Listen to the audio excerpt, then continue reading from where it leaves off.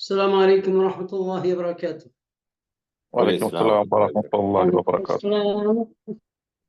وعليكم السلام ورحمة الله وبركاته. وعليكم السلام ورحمة الله. അപ്പോൾ നമുക്ക് ക്ലാസ്സിലേക്ക് പ്രവേശിക്കാം. ബാക്കിയുള്ളവരൊക്കെ എങ്ങനെയാണ് ജോയിൻ ചെയ്തോളൂ ഇൻഷാ അല്ലാഹ്.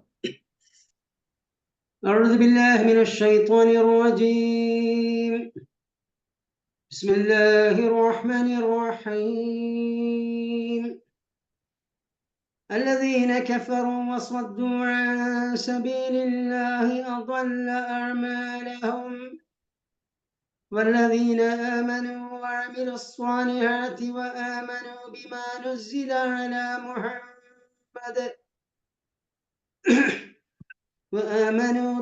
نزل على محمد وهو الحق من ربهم كفر عنهم سيئاتهم وأصلح بالهم ذلك بأن الذين كفروا اتبعوا الباطل وأن الذين آمنوا اتبعوا الحق من ربهم كذلك يضرب الله للناس أمثالهم فإذا لقيتم الذين كفروا فضرب الرقاب حتى إذا أثخنتموهم فشدوا الوثاق فإما منا بعد وإما فداء حتى تضع الحرب أوزارها ذلك ولو يشاء الله لانتصر منهم ولكن ليبلو بعضكم ببعض والذين قتلوا في سبيل الله فلن يضل أعمالهم سيهديهم ويصلح بالهم ويدخلهم الجنة عرفها لهم صدق الله العلي العظيم. ഇന്ന് സൂറത്ത് മുഹമ്മദ്, സൂറത്തുൽ ഫത്ഹ്, ഇങ്ങനെ രണ്ട് സൂറത്തുകളാണ് നമുക്ക് വിവരിക്കാൻ ബാക്കിയുള്ളത്. അടുത്ത വെള്ളിയാഴ്ച ഇന്ത്യൻ സമയം രാത്രി 8:30 മണിക്ക് ക്വിസ് പ്രോഗ്രാം നടക്കാനുള്ളതാണ്. അതുകൊണ്ട് തന്നെ ഇനി നമുക്ക് ആശയ വിവരണത്തിന് ഒരവസരം ബാക്കിയില്ല. അതേസമയം ഈ രണ്ട് സൂറത്തുകൾ പോകട്ടെ, ഒരു സൂറത്ത് പോലും ഒരു 1.25 മണിക്കൂർ നേരത്തെ ക്ലാസ് കൊണ്ട് വിവരിക്കാൻ കഴിയുന്നതല്ല.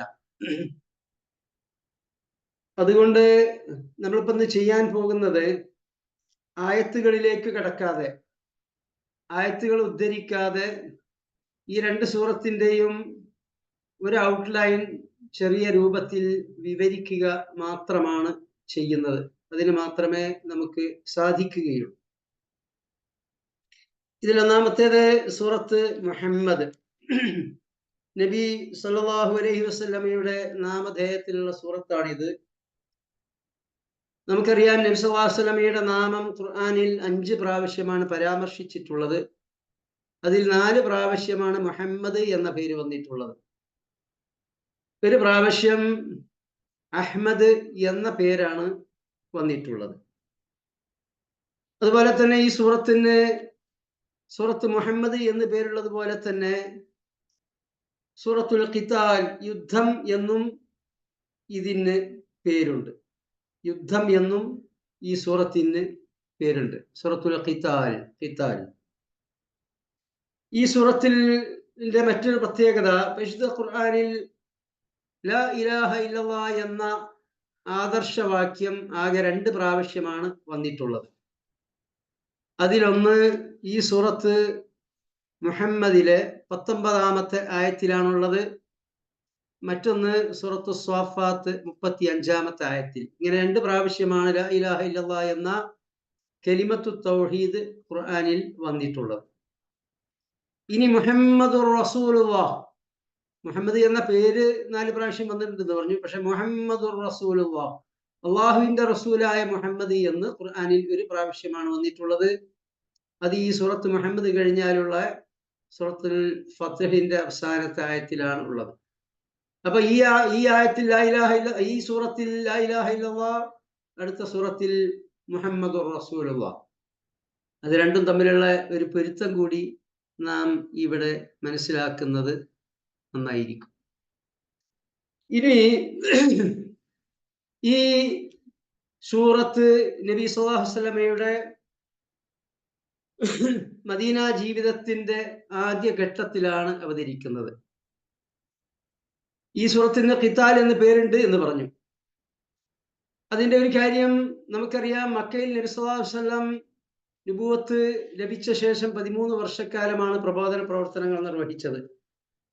ആ 13 വർഷക്കാലവും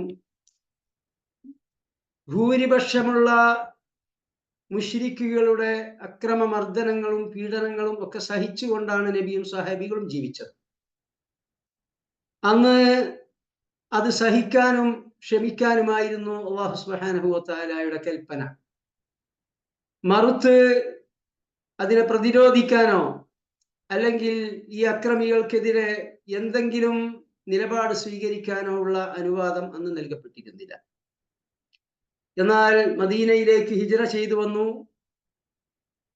അങ്ങനെ പിന്നീട് യുദ്ധത്തിനുള്ള അനുമതി നൽകുന്നതിന്റെ മുന്നോടിയായാണ് ഈ സൂറത്ത് അവതരിക്കുന്നത്. ഈ സൂറത്തിൽ യുദ്ധസംബന്ധമായ ആയത്തുകളുണ്ട്. ആ ആയത്തുകൾ അതുപോലെ തന്നെ യുദ്ധത്തിന് അനുമതി നൽകിക്കൊണ്ടുള്ള ആയത്ത് സ്ഥിതി ചെയ്യുന്നത് സൂറത്തുൽ ഹജ്ജിലാണ്. സൂറത്തുൽ ഹജ്ജിലാണ് യുദ്ധത്തിന് അനുമതി നൽകിക്കൊണ്ടുള്ള കൽപ്പന ഉള്ളത്. അത് സൂറത്തുൽ ഹജ്ജ് 39-40 ആയത്തുകളിലാണ് ഉള്ളത്. എന്നാൽ പിന്നീട് യുദ്ധത്തിന് കൽപ്പന നൽകിക്കൊണ്ടുള്ള ആയത്ത് അവതരിക്കുന്നത് സൂറത്തുൽ ബഖറയിലാണ്. സൂറത്തുൽ ബഖറ 190 മുതൽ 193 വരെയുള്ള ആയത്തുകളിലാണ് യുദ്ധത്തിന് വേണ്ടിയുള്ള കൽപ്പന വന്നിട്ടുള്ളത്. അപ്പൊ ഈ യുദ്ധത്തിന് വേണ്ടി കൽപ്പന നൽകപ്പെട്ടിട്ടുള്ള സൂറത്തുൽ ബഖറയിലെ ആയത്തുകൾ, അതുപോലെ തന്നെ സൂറത്ത് മുഹമ്മദിൽ യുദ്ധസംബന്ധമായി നൽകിയിട്ടുള്ള കൽപ്പനകൾ, ഈ ആയത്തുകൾ എടുത്തുകൊണ്ടാണ് ഇസ്ലാമിന്റെ പ്രതിയോഗികൾ, ഇസ്ലാം പരിശുദ്ധ ഖുർആൻ യുദ്ധത്തിന് വേണ്ടി കൽപ്പിക്കുന്ന, അതിനുവേണ്ടി ആഹ്വാനം നൽകുന്ന ഗ്രന്ഥമാണ് എന്നും ഇസ്ലാം വാളുകൊണ്ടാണ് ലോകത്ത് പ്രചരിച്ചത് എന്നും അതുകൊണ്ട് തന്നെ ഈ ഖുർആൻ നിരോധിക്കേണ്ടതുണ്ട് എന്നുമൊക്കെ ഈ യുദ്ധസംബന്ധമായ ആയത്തുകൾ എടുത്തുകൊണ്ട് അത് ഉദ്ധരിച്ചുകൊണ്ടാണ് പ്രതിയോഗികൾ പറഞ്ഞുകൊണ്ടിരിക്കുന്നത്. നമ്മുടെ ഇന്ത്യ മഹാരാജ്യത്ത് തന്നെ ദശകങ്ങൾക്ക് മുൻപ് കൽക്കത്തയിൽ കോടതിയിൽ ഒരു ഹർജി നൽകി ഖുർആൻ നിരോധിക്കണം. ആ നിരോധിക്കുന്നതിന് ഉപോത്ബലമായി അവര് ഉദ്ധരിച്ച ആയത്ത് ഏതാന്ന് വെച്ചാല് ഈ യുദ്ധത്തിന് വേണ്ടി കൽപ്പന നൽകിക്കൊണ്ടുള്ള ആയത്താണ്. പിന്നീട് ബോംബെയിൽ കോടതിയിൽ ഹർജി സമർപ്പിക്കുകയുണ്ടായി. ഇതെല്ലാം തന്നെ കോടതികൾ ഫയലിൽ സ്വീകരിച്ചു എന്നതാണ്. ഇനി പാശ്ചാത്യ ലോകത്തുള്ള ബ്രിട്ടീഷ് പ്രധാനമന്ത്രിയെ പോലെയുള്ളവര് വളരെ ക്ലിയർ ആയിട്ട് പാശ്ചാത്യ ലോകത്തുള്ള ഭരണാധികാരികൾ പലപ്പോഴും ആവർത്തിച്ച് പറയുന്ന ഒരു സംഗതി, ഇസ്ലാമിനെ ഞങ്ങൾ അംഗീകരിക്കുന്നു, മുസ്ലിങ്ങൾക്ക് ഇവിടെ ജീവിക്കാൻ ഞങ്ങൾ സ്വാതന്ത്ര്യം നൽകും, അവർക്ക് ഇസ്ലാമിക പ്രബോധന പ്രവർത്തനമൊക്കെ നടത്താൻ കുഴപ്പമൊന്നുമില്ല, പക്ഷേ അത് ഏത് ഇസ്ലാം ആയിരിക്കണം? ഈ പറഞ്ഞ യുദ്ധത്തിനൊക്കെയുള്ള ആഹ്വാനങ്ങൾ ഉണ്ടല്ലോ, അതുപോലെ തന്നെ പ്രതിരോധം, വേണ്ടി വന്നാൽ ശത്രുക്കൾക്കെതിരെയുള്ള പടയൊരുക്കം, ഇങ്ങനെയുള്ള കാര്യങ്ങളൊക്കെ അങ്ങോട്ട് മാറ്റി നിർത്തിയിട്ടുള്ള ഇസ്ലാം അത് സ്വാഗതാർഹമാണ്, അതിന് ഞങ്ങൾ അനുവാദം നൽകും എന്നാണ്. അപ്പൊ ഇവിടെ നാം മനസ്സിലാക്കേണ്ട കാര്യം, ഇപ്പോ ഈ സൂറത്ത് മുഹമ്മദ് 4-ാമത്തെ ആയത്തില് അല്ലാഹു തആല പറയുന്നു, ഫഇദാ ലഖീതുമുല്ലദീന കഫറു, സത്യനിഷേധികളെ നിങ്ങൾ അഭിമുഖീകരിച്ചാൽ, അവരുമായി യുദ്ധത്തിന് നിങ്ങൾ മുഖാമുഖം നിന്നു കഴിഞ്ഞാൽ, ഫദർബൽ റിഖാബ്, അവരുടെ പെരടികൾ വെട്ടുക എന്നാണ്. ഹത്താ ഇദാ അസ്ഖൻതുമൂഹും ഫശുദ്ദുൽ വസാഖ്, അങ്ങനെ യുദ്ധത്തിൽ നിങ്ങൾക്ക് മേൽക്കൈ ലഭിച്ചു, അങ്ങനെ ശത്രുക്കൾ പത്തി താഴ്ത്തി കഴിഞ്ഞാൽ പിന്നീട് ഈ പെരടി വെട്ടലൊക്കെ നിർത്തിയിട്ട് അവരെ തടവുകാരാക്കി പിടിക്കുക. പിടിച്ച ശേഷമോ തടവുകാരാക്കി പിടിച്ചു, അങ്ങനെ യുദ്ധം അവസാനിച്ചു കഴിഞ്ഞാൽ ഒന്നുകിൽ അവരോട് അനുകമ്പാപരമായ സമീപനം സ്വീകരിക്കാം, അതല്ലെങ്കിൽ അവരിൽ നിന്ന് ഫിദിയ, പ്രായശ്ചിത്തം വാങ്ങിക്കൊണ്ട് അവരെ വിട്ടയക്കാം. ഇങ്ങനെയൊക്കെയുള്ള തീരുമാനം നിങ്ങൾക്ക് എടുക്കാം. ഈ ആയത്ത് ആണ് ഉദ്ധരിക്കുന്നത് ഖുർആൻ യുദ്ധത്തിന് ആഹ്വാനം നൽകുന്നു എന്നതിന് തെളിവായിക്കൊണ്ട്. ഇതേ സംഗതി യുദ്ധത്തിന് കൽപ്പന നൽകിക്കൊണ്ട് സൂറത്തുൽ ബഖറ 190-ാമത്തെ ആയത്തിൽ അല്ലാഹു തആല പറഞ്ഞു, വഖാതിലു ഫീ സബീലില്ലാഹി അല്ലദീന യുഖാതിലൂനകും, അള്ളാഹുവിന്റെ മാർഗത്തിൽ നിങ്ങളോട് യുദ്ധം ചെയ്യുന്നവരോട് നിങ്ങൾ യുദ്ധം ചെയ്യുക. ഇവിടുത്തെ പ്രയോഗം ശ്രദ്ധിക്കണം.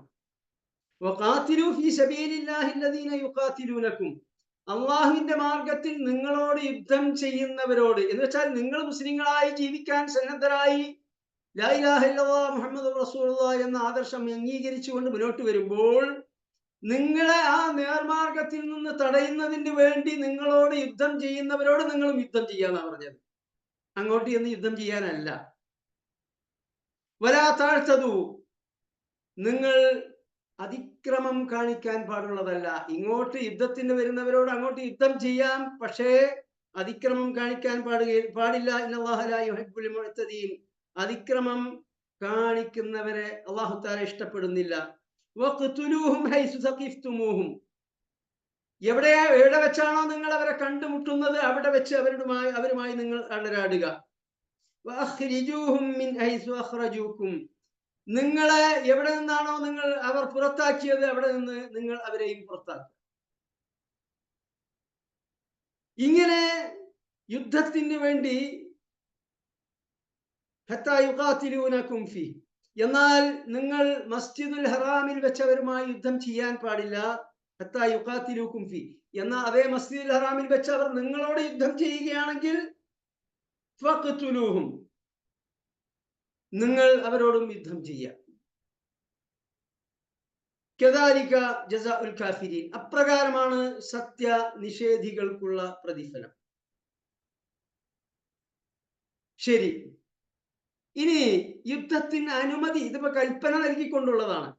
അനുമതി നൽകിക്കൊണ്ടുള്ള ആയത്ത് ഏതാണ്? അതാണ് ശരിക്ക് അടിസ്ഥാനപരമായി നാം മനസ്സിലാക്കുകയും ഇസ്ലാം യുദ്ധത്തിന് വേണ്ടി ആഹ്വാനം നൽകുന്ന മതമാണ് എന്നും ഖുർആൻ യുദ്ധത്തിന്റെ പ്രേരണ നൽകുന്നു എന്നുമൊക്കെ പറയുന്ന പ്രതിയോഗികളോട് നമുക്ക് പറഞ്ഞു കൊടുക്കാനുള്ളത്. സൂറത്തുൽ ഹജ്ജ് 39-ാമത്തെ ആയത്തിൽ അല്ലാഹു തആല പറയുന്നു, ഉദിന ലില്ലദീന യുഖാതലൂന ബിഅന്നഹും ളുലിമൂ. പീഡിപ്പിക്കപ്പെട്ടവരോട്, അക്രമത്തിന്റെ ഇരകളോട്, യുദ്ധം ചെയ്യുന്നവരോട് തിരിച്ചങ്ങോട്ടും യുദ്ധം ചെയ്യാൻ ഊദിന അല്ലാഹു തആല അനുവാദം നൽകിയിരിക്കുന്നു. അപ്പോൾ ഇങ്ങോട്ട് യുദ്ധം ചെയ്യാൻ വരുന്നവരോട് അങ്ങോട്ടും യുദ്ധം ചെയ്യാൻ അല്ലാഹു തആല അനുമതി നൽകിയിരിക്കുന്നു. എന്നിട്ടോ വഇന്നല്ലാഹ അലാ നസ്രിഹിം ലഖദീർ. പ്രതിരോധത്തിന് വേണ്ടി, സ്വന്തം രക്ഷയ്ക്ക്, സ്വയരക്ഷയ്ക്ക് വേണ്ടി, മുസ്ലിങ്ങളായി നിർമാർഗത്തിലൂടെ ജീവിക്കാനുള്ള സ്വാതന്ത്ര്യത്തിന് വേണ്ടി യുദ്ധം ചെയ്യുന്നവരോട് വഇന്നല്ലാഹ അലാ നസ്രിഹിം ലഖദീർ, അല്ലാഹു സുബ്ഹാനഹു വ തആല അവരെ സഹായിക്കാൻ കഴിവുള്ളവരാകുന്നു. ഇനി എന്താണ് ഇവർ അനുഭവിച്ച പീഡനം? അല്ലദീന ഉഖ്രിജൂ മിൻ ദിയാരിഹിം, അവർ സ്വഗൃഹങ്ങളിൽ നിന്ന് പുറത്താക്കപ്പെട്ടിരിക്കുന്നു. നബിയും മക്കയിൽ നിന്ന് മദീനയിലേക്ക് ഹിജ്റ പോയ സ്വഹാബികളും സ്വഗൃഹങ്ങളിൽ നിന്ന് പുറത്താക്കപ്പെട്ടവരാണ്. അങ്ങനെ പലായനം ചെയ്ത് മദീനയിൽ ഒരു ഇസ്ലാമിക വ്യവസ്ഥയിൻ കീഴിൽ ഇസ്ലാമികമായി ജീവിക്കാൻ ശ്രമിക്കുമ്പോൾ ആ മദീനയെ ആക്രമിക്കാൻ വേണ്ടി വട്ടം കൂട്ടിയവരാണ്, അതിന് മുന്നോട്ട് വന്നവരാണ്. അതുകൊണ്ട് അവരോട് യുദ്ധം ചെയ്യാൻ അല്ലാഹു തആല അനുവാദം നൽകിയിരിക്കുന്നു.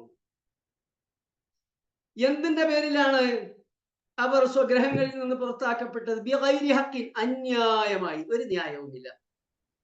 ഇല്ലാ യഖൂലു റബ്ബുനല്ലാഹ്, ആകെ കൂടെ അവർ ചെയ്ത തെറ്റ് ലാ ഇലാഹ ഇല്ലല്ലാഹ് എന്ന ആദർശം അംഗീകരിച്ചു എന്ന് മാത്രമാണ്. ഓക്കെ, ഇത് നബി സല്ലല്ലാഹു അലൈഹി വസല്ലമയുടെ കാലഘട്ടത്തിലെ അവസ്ഥയാണെങ്കിൽ നേരെ നാം ജീവിക്കുന്ന ഈ കാലഘട്ടത്തിലേക്കൊന്ന് വന്നു നോക്കുക. ബർമയിൽ നിന്ന് അവിടുത്തെ മുസ്ലിങ്ങൾ പുറത്താക്കപ്പെടുന്നത് എന്തിന്റെ പേരിലാണ്? ചൈനയിലെ ഉയ്ഗൂർ എന്ന പ്രദേശത്തുള്ള മുസ്ലിങ്ങൾ പീഡിപ്പിക്കപ്പെടുന്നത്, അവർക്ക് പൗരത്വം നിഷേധിക്കുന്നത് എന്തിന്റെ പേരിലാണ്? അതെല്ലാം കഴിഞ്ഞു നമ്മുടെ മുമ്പിൽ കത്തി നിൽക്കുന്ന ഫലസ്തീൻ. ഈ ഫലസ്തീനിലുള്ള തദ്ദേശവാസികൾ സ്വഗ്രഹങ്ങളിൽ നിന്ന് ആട്ടിയോടിക്കപ്പെടുന്നത്, 45 ലക്ഷം അഭയാർത്ഥികൾ ലോകത്ത് പൗരത്വമില്ലാതെ തെണ്ടുകയാണ്. എന്തിന്റെ പേരിലാണ്? ഒരൊറ്റ കാര്യമാണ്, ഇല്ലാ യഖൂലു ലാ ഇലാഹ ഇല്ലല്ലാഹ്. അവർ ലാ ഇലാഹ ഇല്ലല്ലാഹ് എന്ന ആദർശം അംഗീകരിച്ചു മുസ്ലിങ്ങളായി എന്നതുകൊണ്ട് മാത്രമാണ്. ലോകത്തുടനീളം നാം ജീവിക്കുന്ന നമ്മുടെ ഈ രാജ്യത്തും മുസ്ലിങ്ങൾ കലാപത്തിനും ആൾക്കൂട്ട ആക്രമണങ്ങൾക്കും വിധേയരാകുന്നത് അവർ മുസ്ലിങ്ങളായി എന്നതുകൊണ്ടാണ്.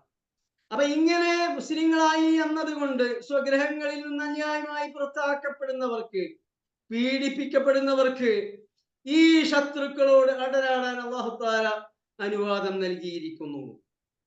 ഇനി അങ്ങനെ അനുവാദം നൽകിയില്ലെങ്കിൽ എന്താണ് സംഭവിക്കുക? അല്ലാഹു തആല തുടർന്ന് പറയുന്നു, വലൗലാ ദഫ്ഉല്ലാഹി الناس ബഅദഹും ബിബഅദിൻ.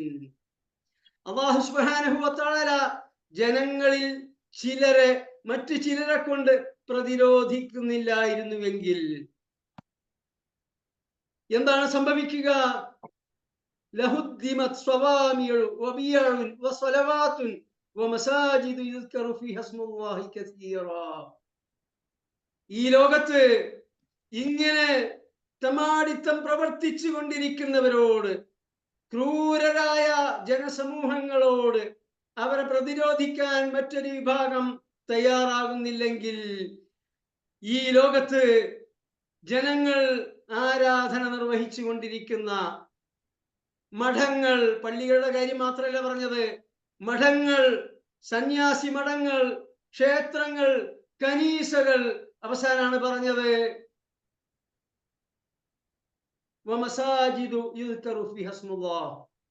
അള്ളാഹുവിന്റെ നാമം ധാരാളമായി സ്മരിക്കുന്ന പള്ളികൾ, ഇതെല്ലാം തകർക്കപ്പെടുമായിരുന്നു. അപ്പോൾ ആരാധനാലയങ്ങൾ അത് ഏതോ മതവിഭാഗത്തിൻ്റെതാവട്ടെ, മനുഷ്യനെ സംബന്ധിച്ചിടത്തോളം സമാധാനത്തിന്റെയും ശാന്തിയുടെയും ഒക്കെ ഒരു തുരുത്താണ് ആരാധനാലയങ്ങൾ. അങ്ങനെയുള്ള ആരാധനാലയങ്ങൾ നിലനിൽക്കേണ്ടതുണ്ട്, ആരാധനാ സ്വാതന്ത്ര്യം നിലനിൽക്കേണ്ടതുണ്ട്. മനുഷ്യർക്ക് അവരുടെ ആദർശ വിശ്വാസങ്ങൾക്കനുസരിച്ച് ജീവിക്കാൻ സാധിക്കേണ്ടതുണ്ട്.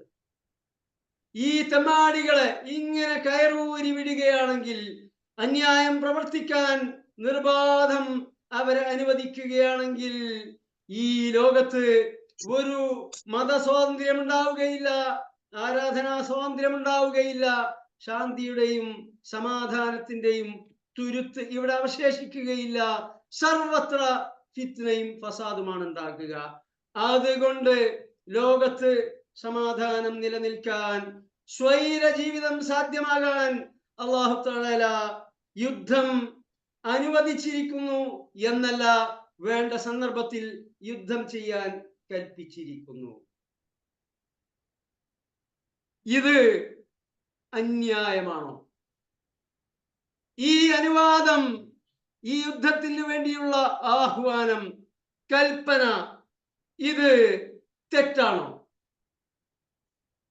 എങ്കിൽ അത് തെറ്റാണ് എന്ന് പറയുകയാണെങ്കിൽ, ഇവിടെ അന്യായമായി വീടുകളിൽ നിന്ന് കുടിയിറക്കപ്പെടുന്നവർക്ക് പ്രതിരോധിക്കാനും ആ ശത്രുക്കൾക്കെതിരെ അടരാടാനും ഉള്ള അനുവാദമില്ല എങ്കിൽ ലോകം അരാജകത്വത്തിലേക്ക് നാൾക്ക് നാൾ കൂപ്പ് കുത്തട്ടെ, ലോകത്ത് ഫിത്നയും ഫസാദും അരങ്ങ് തകർക്കട്ടെ എന്നാകുന്നു അതിന്റെ മറ്റൊരർത്ഥം.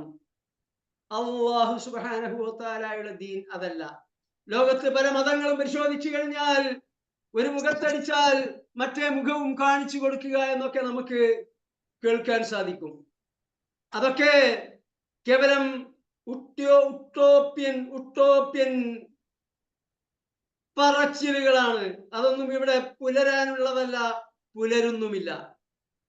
ഇസ്ലാം അങ്ങനെ ഒരു ഉട്ടോപ്യൻ മതമോ ചില ദിവാസങ്കല്പങ്ങളോ അല്ല.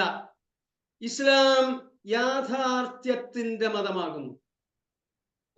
ഇവിടെ മനുഷ്യർക്ക് സ്വൈരമായി ജീവിക്കാൻ സാധ്യമാകത്തക്ക നിയമനിർദ്ദേശങ്ങളാണ് ഇസ്ലാം നൽകിയിട്ടുള്ളത്. ഒരു മുഖത്തടിച്ചാൽ രണ്ടെണ്ണം അങ്ങോട്ട് കൊടുക്കാനുള്ള അനുവാദം ഇസ്ലാം നൽകിയിട്ടുണ്ട്. അങ്ങനെയാണ്. മറ്റേ മുഖം കാണിച്ചു കൊടുക്കാൻ ഇസ്ലാം പറഞ്ഞിട്ടില്ല. എന്ന് മാത്രമല്ല, അങ്ങനെയുള്ള തെമ്മാടിത്തം ചെയ്യുന്നവരുടെ കൈക്ക് പിടിക്കൽ മുസ്ലിങ്ങളുടെ ബാധ്യതയിൽപ്പെട്ടതാണ്.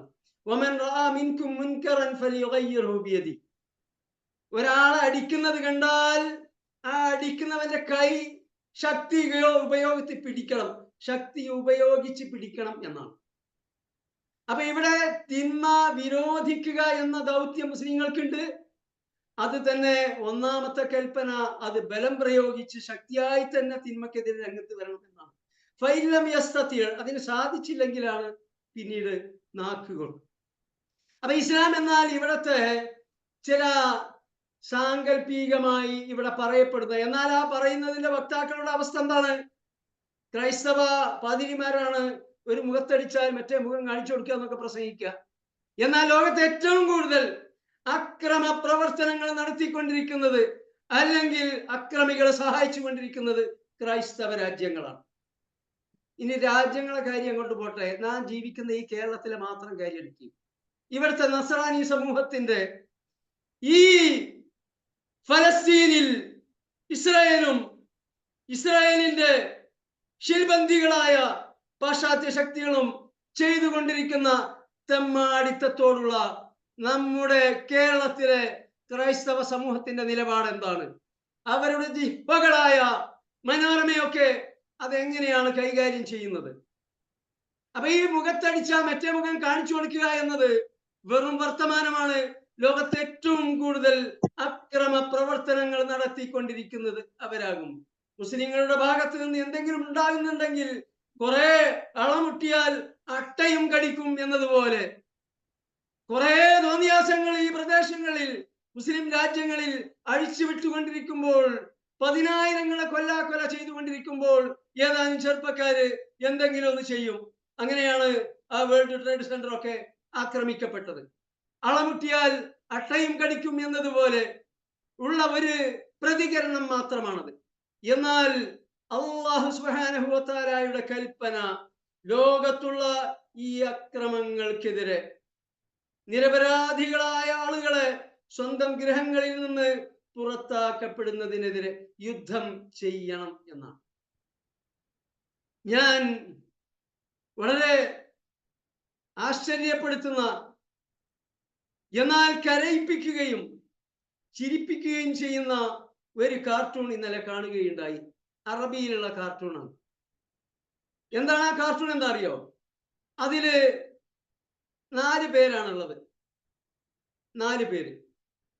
അതിലൊരാളാരാണ്? ഫലസ്തീനിയാണ്. ഒരാള് ഇസ്രായേൽ പ്രധാനമന്ത്രി നെതന്യാഹുവാണ്. ഒന്ന് അമേരിക്കൻ പ്രസിഡന്റ് ട്രംപാണ്. 4-മത്തേത് അറബി പണക്കാരാണ്. തീർച്ചയായും ഈ അറബി രാജാക്കന്മാരെയാണ് അവിടെ പ്രതിനിധീകരിക്കുന്നത്. അയാളുടെ കയ്യിൽ 2 ബ്രീഫ് കേസ് നിറച്ച് പണമാണ്. എന്നിട്ട് അവിടെ അനുബന്ധം കൊടുത്തിരിക്കുകയാണ്. എന്താണെന്ന് വെച്ചാൽ ലോക ചരിത്രത്തിലെ അങ്ങേയറ്റം ആശ്ചര്യപ്പെടുത്തുന്ന ഒരു ഭൂമി കച്ചവടം ഇതാണ് അടിയിലുള്ളത്. എന്നിട്ട് മേലെ ഈ 4 ഫോട്ടോയുടെ മേലെ കൊടുത്തിരിക്കുകയാണ്, ഭൂമി ആരുടേതാണ്? ഫലസ്തീനിയുടേത്. ഫലസ്തീനി അവിടെ ഉണ്ട്. അങ്ങേയറ്റത്തെ ദീനമായ ഒരു രൂപത്തിൽ ഫലസ്തീനി ഇങ്ങനെ നിൽക്കുകയാണ്. ഭൂമിയുടെ ഉടമ ഫലസ്തീനിയാണ്. എന്നിട്ട് അത് വിൽക്കുന്നത് ആരാണ്? അമേരിക്കനാണ്. ട്രംപ് വിൽക്കുകയാണ്. എന്നിട്ട് ഫലസ്തീന്റെ ഭൂപടം നെതന്യാഹുവിന്റെ കയ്യിൽ, വിലക്ക് വാങ്ങുന്നത് ജൂതൻ, പണം കൊടുക്കുന്നതോ അറബി ഭരണാധികാരികൾ, മുഖ്യമായി ഈ രാജാക്കന്മാരെയാണ് ഉദ്ദേശിക്കുന്നത്. അപ്പോ ഭൂമിയുടെ യഥാർത്ഥ ഉടമയായ ഫലസ്തീനി, ആ ഭൂമി വിൽക്കുന്നത് അമേരിക്ക, വാങ്ങുന്നത് ജൂതന്മാർ, പണം കൊടുക്കുന്നത് ഈ രാജാക്കന്മാർ. ലോക ചരിത്രത്തിലെ അങ്ങേയറ്റം ആശ്ചര്യകരമായ ഒരു കച്ചവടം എന്നാണ് അതിന്റെ ടൈറ്റിൽ. ഇവിടെ ഈ തമാടിത്തത്തിനെതിരെ യുദ്ധം ചെയ്യാനുള്ള കൽപ്പനയാണ് അല്ലാഹു സുബ്ഹാനഹു വ തആലയുടേത്. ആരാണ് യുദ്ധം ചെയ്യേണ്ടത്? ഞാനും നിങ്ങളുമല്ല. ഇവിടെ അധികാരം കൈയാളുന്ന മുസ്ലിം ഭരണാധികാരികളാണ്. ആ മുസ്ലിം ഭരണകൂടങ്ങളുടെ കൂട്ടായ്മയുണ്ട്. 62 മുസ്ലിം രാജ്യങ്ങളുള്ള ഓർഗനൈസേഷൻ ഓഫ് ഇസ്ലാമിക് കോർപ്പറേഷൻ. അത് കഴിഞ്ഞാൽ ആ മുസ്ലിം രാജ്യങ്ങൾ മാറ്റി നിർത്തിയാൽ അറബ് രാജ്യങ്ങൾ മാത്രം, അറബ് ലീഗിൽ അംഗത്വമുള്ള 22 രാജ്യങ്ങൾ. ഈ 22 രാജ്യങ്ങളുടെ വലിപ്പം എത്രയാണ് എന്നറിയാമോ? ഇന്ത്യയുടെ 10 ഇരട്ടിയാണ്. ലോകത്തെ ഏറ്റവും വലിയ രാജ്യം റഷ്യ, ഇന്ത്യയുടെ 5 ഇരട്ടിയ വലിപ്പം. അതിന്റെ ഇരട്ടി വലിപ്പം അറബ് പ്രദേശം മാത്രമുണ്ട്. ഇവരോടാണ് കൽപ്പന, അന്യായമായി സ്വഗൃഹങ്ങളിൽ നിന്ന് കുടിയിറക്കപ്പെട്ടവർക്ക് വേണ്ടി, അങ്ങനെ കഷ്ടപ്പെടുന്നവർക്ക് വേണ്ടി, പീഡിതർക്ക് വേണ്ടി നിങ്ങൾ യുദ്ധം ചെയ്യുക. വമാലക്കും ലാ തുഖാതിലൂന ഫീ സബീലില്ലാഹ്. എന്ത് പറ്റിപ്പോയി നിങ്ങൾ അല്ലാഹുവിന്റെ മാർഗത്തിൽ യുദ്ധം ചെയ്യാൻ തയ്യാറാകുന്നില്ല? വൽവിൽദാനില്ലദീന യസ്തദ്അഫൂന. സ്ത്രീകളിലും കുട്ടികളിലും പെട്ട ദുർബലരായ ആളുകൾ കേടുകൊണ്ടിരിക്കുന്നു. അല്ലാഹുവേ, ഞങ്ങളെ ഈ പീഡിതാവസ്ഥയിൽ നിന്ന് രക്ഷപ്പെടുത്തി തരണമേ എന്ന് ദുആ ചെയ്തുകൊണ്ടിരിക്കുമ്പോൾ എന്തുകൊണ്ട് നിങ്ങൾ യുദ്ധം ചെയ്യാൻ തയ്യാറാകുന്നില്ല എന്ന് അല്ലാഹു സുബ്ഹാനഹു വ തആല ചോദിക്കുന്നു. ദീനുൽ ഇസ്ലാം എന്നാൽ ഇതാകുന്നു. പീഡിതർക്ക് വേണ്ടി, പീഡകന്മാർക്കെതിരെ യുദ്ധം ചെയ്യാനുള്ള ആഹ്വാനം മുഴക്കുന്ന ഗ്രന്ഥമാണ് പരിശുദ്ധ ഖുർആൻ. അത് തെറ്റാണെങ്കിൽ ആ തെറ്റ് ഈ പരിശുദ്ധ വേദഗ്രന്ഥത്തിലുണ്ട്. ആ തെറ്റ് ശരിവെക്കുന്നവരാണ് മുസ്ലിങ്ങൾ. ഈ പണവുമായി പിന്നാലെ പോകുന്ന രാജാക്കന്മാരും ഭരണാധികാരികളും അവരുടെ കാര്യം വേറെയാണ്. 2 ദിവസം മുമ്പ് ജോർദാൻ രാജാവ്, ജോർദാന്റെ നേരെ രാജ്യത്താണ്, അയൽ പ്രദേശമാണ് ഈ ഫലസ്തീൻ, അഥവാ ഈ മസ്ജിദുൽ അഖ്സ സ്ഥിതി ചെയ്യുന്ന ജെറൂസലം നഗരം 967 വരെ ജോർദാന്റെ ഭാഗമായിരുന്നു. 967 അറബ് ഇസ്രായേൽ യുദ്ധത്തിലാണ് ഇസ്രായേൽ ഈ മസ്ജിദുൽ അഖ്സ ഉൾപ്പെടുന്ന ജെറൂസലം നഗരം പിടിച്ചെടുക്കുന്നത്. എന്നാൽ തന്നെ ഇപ്പോഴും മസ്ജിദുൽ അഖ്സയുടെ ഭരണം ജോർദാൻ രാജാവിനാണ്. അഥവാ ആ പള്ളിയിൽ ഇമാമിനെ നിശ്ചയിക്കാനൊക്കെ ഉള്ള ഉത്തരവാദിത്തം രാജാവിനാണ്. പക്ഷെ അവിടെ മെയിൻ്റനൻസ് ഒന്നും ചെയ്യാൻ പാടില്ല. അതുകൊണ്ട് മസ്ജിദുൽ അഖ്സ കണ്ടാൽ ജീർണിച്ച രൂപത്തിൽ നമുക്ക് കാണാൻ സാധിക്കും. മെയിൻ്റനൻസ് ചെയ്യാൻ പാടില്ല. പള്ളിയിലെ മുല്ലയെയും ബാങ്ക് കൊടുക്കുന്ന മുക്രിയെയും നിശ്ചയിക്കാൻ അതിന് ശമ്പളം കൊടുക്കുക, അത്രേ ചെയ്യാൻ പാടുള്ളൂ. അതിന്റെ എങ്ങേപ്പുറം ഒന്നും ചെയ്യരുത്. ഓ ഉത്തരവ് എന്ന് പറഞ്ഞിട്ട് അങ്ങവരുടെ നിൽപ്പ്. മിഞ്ഞാന്ന് ട്രംപുമായി ചർച്ച നടത്തി മൂപ്പര് അവിടെ പോയിട്ട്. ട്രംപ് പറഞ്ഞു, ഗസയിലുള്ളവരൊക്കെ ഞങ്ങൾ ആട്ടി ഓടിക്കാൻ പോവാണ്, നിങ്ങൾ അവരെ സ്വീകരിക്കണം, ഈജിപ്തും സ്വീകരിക്കണം. ആ ട്രംപിനോട് ചങ്ങാതി എന്തെങ്കിലും പറഞ്ഞതായിട്ട് റിപ്പോർട്ടുകളൊന്നുമില്ല. അയാൾ യോഗമൊക്കെ കഴിഞ്ഞ് പോന്ന ശേഷം എക്സിലോ മറ്റോ ഇരുന്നിട്ടു, അല്ല ജോർദാൻ അത് അംഗീകരിക്കുന്നില്ല, പിന്നെ ഗസയിൽ നിന്ന് അവരെ പുറത്താക്കുന്നത് അംഗീകരിക്കുന്നില്ല. ഇതാണ് ഇപ്പോഴത്തെ മുസ്ലിം ഭരണാധികാരികൾ. എന്നാൽ 2 ഹറമുകൾ സ്ഥിതി ചെയ്യുന്ന രാജ്യത്തെ ഭരണാധികാരികളുടെ കഥ എന്താണ്? ആ രാജ്യത്തിനാണ് ഒന്നാമതായതിൽ അല്ലാഹു തആലയുടെ ഈ കൽപ്പന പ്രാവർത്തികമാക്കാൻ ഉത്തരവാദിത്തമുള്ളത്. കാരണം ആ രാജ്യം മുൻപോട്ട് വന്നാൽ, അവിടുത്തെ ഭരണകൂടം മുൻപോട്ട് വന്നാൽ ബാക്കി മുസ്ലിം രാജ്യങ്ങൾ ഒപ്പം നിൽക്കും. അതവർക്കറിയാം, ലോകത്തിനും അതറിയാം. പക്ഷെ അതറിഞ്ഞുകൊണ്ട് തന്നെ ഈ തെമ്മാടിത്തത്തിന് കൂട്ടുനിൽക്കുകയും ഇസ്രായേലിനെ താങ്ങി നിർത്തുകയും നിരന്തരം മുസ്ലിങ്ങളെ കൊല്ലാൻ ആയുധം നൽകുകയും ചെയ്യുന്ന ആ രാജ്യങ്ങളോടൊപ്പമാണ് ഇവരുടെ നിൽപ്പ്. അവരുടെ താല്പര്യങ്ങൾ പരിരക്ഷിക്കാനും അവർ പറയും പോലെ രാജ്യത്തെ നയിക്കാനുമാണ് അവിടുത്തെ ഭരണകൂടങ്ങൾ ശ്രമിച്ചുകൊണ്ടിരിക്കുന്നത്. ഒരുമാതിരി എല്ലാ അറബ് ഭരണകൂടങ്ങളും ആ ലൈനിലാണുള്ളത്. അതിൽ നിന്ന് കുറച്ച് വ്യത്യാസമുള്ളത്, ഒന്ന് ഖത്തർ, ഒന്ന് കുവൈത്ത്. കുവൈത്തൊക്കെ മുമ്പ് വളരെ ധീരമായ നിലപാട് സ്വീകരിച്ചിരുന്നു. പക്ഷെ ആ ഭരണാധികാരികളൊക്കെ പോയി. ഇപ്പോൾ വന്ന ഭരണാധികാരികൾ അത്ര തന്നെ ആ ഒരു സുശക്തമായ ദൃഢമായ നിലപാട് എടുക്കുന്നുണ്ടോ എന്ന് സംശയമുണ്ട്. ഏതായാലും അല്ലാഹു സുബ്ഹാനഹു വ തആലയുടെ കൽപ്പന ഇതാകും. ഇത് നാം മനസ്സിലാക്കേണ്ടതുണ്ട്. യുദ്ധം നിർബന്ധമാകുന്നു മുസ്ലിങ്ങളെ സംബന്ധിച്ചിടത്തോളം. മുസ്ലിം ഭരണകൂടങ്ങൾ അതിനുവേണ്ടി രംഗത്ത് വരികയാണെങ്കിൽ, അതിനുവേണ്ടി ഒരുമിക്കുകയാണെങ്കിൽ, ആ സന്ദർഭത്തിൽ ഓരോ മുസ്ലിമിന്റെയും ഫർദ് ഐനായ ബാധ്യതയായി തീരും ഇതിനു വേണ്ടി രംഗത്തിറങ്ങുക സാധ്യമായ രൂപത്തിൽ. അല്ലാഹു സുബ്ഹാനഹു വ തആല നമ്മുടെ ജീവിതകാലത്ത് തന്നെ അങ്ങനെയുള്ള ഒരു സംരംഭം നേരിൽ കാണാനും അതിൽ എന്തെങ്കിലും സാധ്യമായ ഒരു പങ്ക് വഹിക്കാനുമുള്ള സൗഭാഗ്യം അല്ലാഹു സുബ്ഹാനഹു വ തആല നമുക്ക് നൽകി അനുഗ്രഹിക്കുമാറാകട്ടെ. ആമീൻ. ഈ സൂറത്ത് മുഹമ്മദിൽ ഒരു ആയത്ത് മാത്രം ഒരൽപ്പം വിശദീകരിച്ചുകൊണ്ട് സൂറത്തുൽ ഫത്ഹിലേക്ക് പ്രവേശിക്കാനാണ് ഉദ്ദേശം. ഇതിൽ 7-ാമത്തെ ആയത്തിൽ അല്ലാഹു സുബ്ഹാനഹു വ തആല പറഞ്ഞു, ആ യുദ്ധം ചെയ്യുന്നവരെ സംബന്ധിച്ചിടത്തോളം അല്ലാഹു തആല പറഞ്ഞു, വല്ലദീന ഖുതിലു ഫീ സബീലില്ലാഹ്, അല്ലാഹുവിന്റെ മാർഗത്തിൽ യുദ്ധം ചെയ്യാൻ സന്നദ്ധരായി മുന്നോട്ട് വരുന്നവർ, അങ്ങനെ ആ മാർഗത്തിൽ ഷഹീദാവുന്നവർ, ജീവൻ ബലിയർപ്പിക്കുന്നവർ, ഫലൻ യുദില്ല അഅമാലഹും, അവരുടെ പ്രവർത്തനങ്ങൾ ഒരിക്കലും വൃഥാവിലാകുകയില്ല. സയഹ്ദീഹിം വയുസ്ലിഹു ബാലഹും, അവരെ നാം നേരായ മാർഗത്തിലേക്ക് നയിക്കും, അവരുടെ കാര്യങ്ങളെല്ലാം നാം നന്നാക്കി തീർക്കും. ദുന്യവിയും ഉഖ്റവിയുമായ കാര്യങ്ങളെല്ലാം നാം നന്നാക്കി തീർക്കും. വയദ്ഖിലുഹുൽ ജന്നത അർഫഹ ലഹും, അവരെ നാം സ്വർഗത്തിൽ പ്രവേശിപ്പിക്കുകയും ചെയ്യും. ഇനി അല്ലാഹു തആല പറയുന്നു, യാ അയ്യുഹല്ലദീന ആമനു, സത്യവിശ്വാസികളെ, സത്യവിശ്വാസികളെ എന്ന് അല്ലാഹു സുബ്ഹാനഹു വ തആല അഭിസംബോധന ചെയ്യുമ്പോൾ ഉടൻ മനസ്സിലാക്കണം, എന്നോടും നിങ്ങളോടുമാണ് അല്ലാഹു സുബ്ഹാനഹു വ തആല കൽപ്പിക്കുന്നത്. എന്താണ് കൽപ്പിക്കുന്നത്?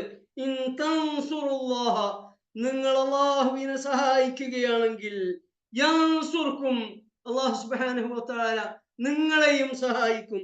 വയുസബ്ബിത് അഖ്ദാമക്കും, നിങ്ങളുടെ കാലടികൾ അല്ലാഹു തആല നേരായ മാർഗത്തിൽ ഉറപ്പിച്ചു നിർത്തുകയും ചെയ്യും. ഇതെന്താണ് അല്ലാഹു സുബ്ഹാനഹു വ തആലയെ സഹായിക്കാൻ വേണ്ടി പറയുന്നത്? അല്ലാഹു സുബ്ഹാനഹു വ തആല സർവശക്തനാണ്. ആരുടെയും അല്ലാഹു സ്വമദാണ്, പരാശ്രയരഹിതനാണ്.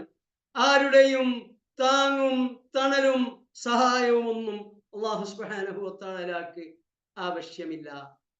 എന്നാൽ മനുഷ്യനെ സംബന്ധിച്ചിടത്തോളം അവൻ അല്ലാഹു സുബ്ഹാനഹു വ തആല നൽകിയിട്ടുള്ള വിശേഷ ബുദ്ധി ഉപയോഗപ്പെടുത്തിക്കൊണ്ട് നിർമാർഗവും ദുർമാർഗവും സത്യവിശ്വാസവും സത്യനിഷേധവും സ്വീകരിക്കാൻ നൽകിയ സ്വാതന്ത്ര്യം ഉപയോഗപ്പെടുത്തിക്കൊണ്ട് സത്യവിശ്വാസം സ്വീകരിക്കുകയും സന്മാർഗം അനുഷ്ഠിച്ചുകൊണ്ട് ജീവിക്കുകയും ചെയ്യുകയാണെങ്കിൽ അവര് അല്ലാഹു സുബ്ഹാനഹു വ തആലയുടെ അബ്ദുകളാണ്, സച്ചരിതരായ സ്വാലിഹീങ്ങളായ ദാസന്മാരാണ്.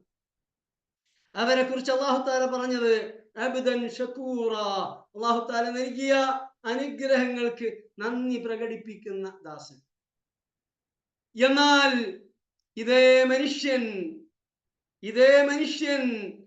അല്ലാഹു സുബ്ഹാനഹു വ തആലയുടെ ദീനിന്റെ മാർഗത്തിൽ പ്രതിബന്ധങ്ങൾ വലിച്ചിടുകയും അള്ളാഹുവിന്റെ ദീനീ പ്രബോധന പ്രവർത്തനങ്ങൾ തടയുകയും മുസ്ലിമായി ജീവിക്കുന്നതിന് എതിർ നിൽക്കുകയും മുസ്ലിങ്ങളെ അന്യായമായി സ്വഗ്രഹങ്ങളിൽ നിന്ന് ഇറക്കി വിടുകയും ഒക്കെ ചെയ്യുന്നവർക്കെതിരെ യുദ്ധം ചെയ്യാൻ മുന്നോട്ട് വരുമ്പോൾ, ഈ ദീനിന്റെ പ്രബോധന പ്രവർത്തനത്തിന് വേണ്ടി മുന്നോട്ട് വരുമ്പോൾ, ദീനീ പ്രബോധന പ്രവർത്തനം നടത്തുക, സത്യത്തിന്റെ നിലനിൽപ്പിന് വേണ്ടി യുദ്ധം ചെയ്യുക എന്നത് ഒരു സംഗതിയാണ്.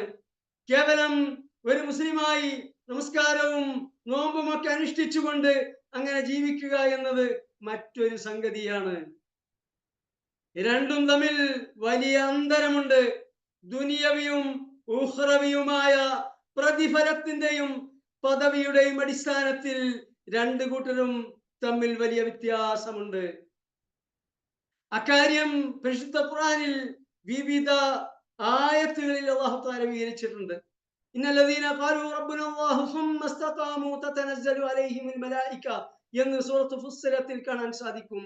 ലാ ഇലാഹ ഇല്ലല്ലാഹ് എന്ന ആദർശം അംഗീകരിച്ചു, 5 വക്ത് നമസ്കരിച്ചു, നോമ്പെടുത്തു, അങ്ങനെ ആ അല്ലാഹു തആല കൽപ്പിച്ചത് പ്രവർത്തിക്കുകയും വിരോധിച്ചത് ഉപേക്ഷിക്കുകയും ചെയ്തുകൊണ്ട് ഒരു ശരാശരി മുസ്ലിങ്ങളായി ജീവിക്കുകയാണെങ്കിൽ അവർക്ക് മരണമാസന്നമാകുമ്പോൾ മലക്കുകൾ കൂട്ടം കൂട്ടമായി ഇറങ്ങി വരും, അവർക്ക് സന്തോഷ വാർത്ത അറിയിക്കും. എന്ന് വെച്ചാൽ സ്വർഗം ലഭിക്കാൻ ഒരു മുസ്ലിമായി ജീവിച്ചാൽ മതി. എന്നാൽ അവർക്ക് അല്ലാഹു തആല സ്വർഗത്തിലുള്ള അനുഗ്രഹങ്ങൾ വിവരിച്ച ശേഷം പിന്നീട് പറയുന്നത് വമൻ അഹ്സനു ഖൗലൻ മിമ്മൻ ദഅ ഇലല്ലാഹി വഅമില സ്വാലിഹാ, അല്ലാഹുവിന്റെ മാർഗത്തിലേക്ക് ജനങ്ങളെ ക്ഷണിക്കുകയും ദീനീ പ്രബോധന പ്രവർത്തനങ്ങൾ നടത്തുകയും വഖാല ഇന്നനി മിനൽ മുസ്ലിമീൻ, ഞാൻ മുസ്ലിങ്ങളിൽപ്പെട്ടവനാണ് എന്ന് പ്രഖ്യാപിക്കുകയും ചെയ്തവനേക്കാൾ വമൻ അഹ്സനു ഖൗലൻ, ഏറ്റവും നല്ല വാക്ക് പറഞ്ഞവൻ, ഏറ്റവും നല്ല പ്രവൃത്തി നടത്തിയവൻ ആരുണ്ട്? അപ്പൊ ഒരു മുസ്ലിമായി ജീവിക്കുന്നതിൽ ഉപരിയായ ഒരു സംഗതിയാണ് ദീനീ പ്രബോധന പ്രവർത്തനം നടത്തുകയും ദീനിന് വേണ്ടി ത്യാഗ പരിശ്രമങ്ങൾ അർപ്പിക്കുകയും വേണ്ടി വന്നാൽ യുദ്ധം ചെയ്യുകയും ചെയ്യുക എന്നത്. അവരെ കുറിച്ച് അല്ലാഹു സുബ്ഹാനഹു വ തആല ഖുർആനിൽ പറഞ്ഞത് എന്താണ്? യാ അയ്യുഹല്ലദീന ആമനൂ ഇൻ തൻസുറുല്ലാഹ യൻസുർക്കും, അല്ലയോ സത്യവിശ്വാസികളെ, നിങ്ങൾ അള്ളാഹുവിനെ സഹായിക്കുകയാണെങ്കിൽ അള്ളാഹു നിങ്ങളെ സഹായിക്കും. വയുസബ്ബിത് അഖ്ദാമക്കും, നിങ്ങളുടെ കാൽപാദങ്ങളെ നേരായ മാർഗത്തിൽ ഉറപ്പിച്ചു നിർത്തുകയും ചെയ്യും. ആ അള്ളാഹുവിനെ സഹായിക്കുന്നവരെ കുറിച്ച് സൂറത്തു സ്വഫിൽ യാ അയ്യുഹല്ലദീന ആമനൂ കൂനു അൻസാറല്ലാഹ്, അല്ലയോ സത്യവിശ്വാസികളെ, നിങ്ങൾ അള്ളാഹുവിന്റെ സഹായികളാകുക. കമാ ഖാല ഈസാ ഇബ്നു മറിയം ലിൽ ഹവാരിയീൻ, ഈസാ നബി അലൈഹിസ്സലാം അദ്ദേഹത്തിന്റെ ശിഷ്യന്മാരായ ഹവാരികളോട് പറഞ്ഞതുപോലെ, മൻ അൻസാരി ഇലല്ലാഹ്, അള്ളാഹുവിലേക്ക് എന്നെ സഹായിക്കാൻ ആരുണ്ട്? ഈസാ നബി ചോദിക്കുകയാണ്. ഖാലൽ ഹവാരിയൂൻ, ആ ഈസാ നബി അലൈഹിസ്സലാമിന്റെ ആത്മാർത്ഥരായ അനുയായികൾ ഹവാരികൾ പറഞ്ഞു, നഹ്നു അൻസാറുല്ലാഹ്, ഞങ്ങളുണ്ട് അള്ളാഹുവിനെ സഹായിക്കാൻ. ഇതേ ചോദ്യം പരിശുദ്ധ ഖുർആനിലൂടെ അല്ലാഹു സുബ്ഹാനഹു വ തആല നമ്മോട് ചോദിക്കുകയാണ്, നമ്മോട് കൽപ്പിക്കുകയാണ്, കുനു അൻസാറുല്ലാഹ്, നിങ്ങൾ അള്ളാഹുവിന്റെ സഹായികളാകുക. അതേ കാര്യമാണ് ഈ സൂറത്ത് മുഹമ്മദിൽ പറഞ്ഞത്, ഇൻ തൻസുറുല്ലാഹ യൻസുർക്കും, സത്യവിശ്വാസികളെ നിങ്ങൾ അള്ളാഹുവിനെ സഹായിക്കുക. അപ്പോൾ ഒരു മുസ്ലിമായി ജീവിക്കുക എന്നവരുടെ ഒരു പദവിയുണ്ട്, അതാണ് അബ്ദൻ ഷക്കൂർ, അള്ളാഹുവിന്റെ നിഅമത്തുകൾക്ക് നന്ദി പ്രകടിപ്പിക്കുന്ന ഒരു ദാസൻ. എന്നാൽ ഇതേ മുസ്ലിമായ മനുഷ്യൻ അള്ളാഹുവിന്റെ ദീനിന്റെ സംസ്ഥാപനത്തിന് വേണ്ടി പ്രവർത്തിക്കുകയും ദീനീ പ്രബോധന പ്രവർത്തനങ്ങൾ നടത്തുകയും ദീനിന്റെ മാർഗത്തിൽ യുദ്ധം ചെയ്യേണ്ടി വരുമ്പോൾ യുദ്ധം ചെയ്യുകയും ചെയ്യുന്നവർ, അവർ അൻസാറുല്ലാഹ്, അള്ളാഹുവിന്റെ സഹായികളാകുന്നു. ഈ ലോകത്ത് ഒരു മനുഷ്യന് പ്രാപിക്കാവുന്ന ഏറ്റവും ഉന്നതമായ ദറജയാകുന്നു അത്. നാം ഏതാണ് ലക്ഷ്യം വെക്കേണ്ടത്? ഒരു ശരാശരി മുസ്ലിമായി സ്വർഗാവകാശിയായി അങ്ങനെ പോകുക എന്നതാണോ? അതല്ല, അള്ളാഹുവിന്റെ സഹായികൾ എന്ന ആ മർത്തബയിലേക്ക് ഉയർന്നുകൊണ്ട് ദീനിന്റെ സംസ്ഥാപനത്തിന് വേണ്ടി പ്രവർത്തിക്കുന്നവരായി തീരണമോ? അപ്പൊ പിന്നെ ചോദിക്കും, ഒരു മുസ്ലിമായി ജീവിച്ച് ഈ റിസ്ക് ഒന്നും എടുക്കാതിരുന്നാലും സ്വർഗമുണ്ട്, ഇങ്ങനെയൊക്കെ റിസ്ക് എടുത്താലും സ്വർഗമാണ് എന്നൊരു പക്ഷേ ചിന്തിച്ചേക്കും. അങ്ങനെയാണ് നമ്മളൊക്കെ ചിന്തിക്കുക.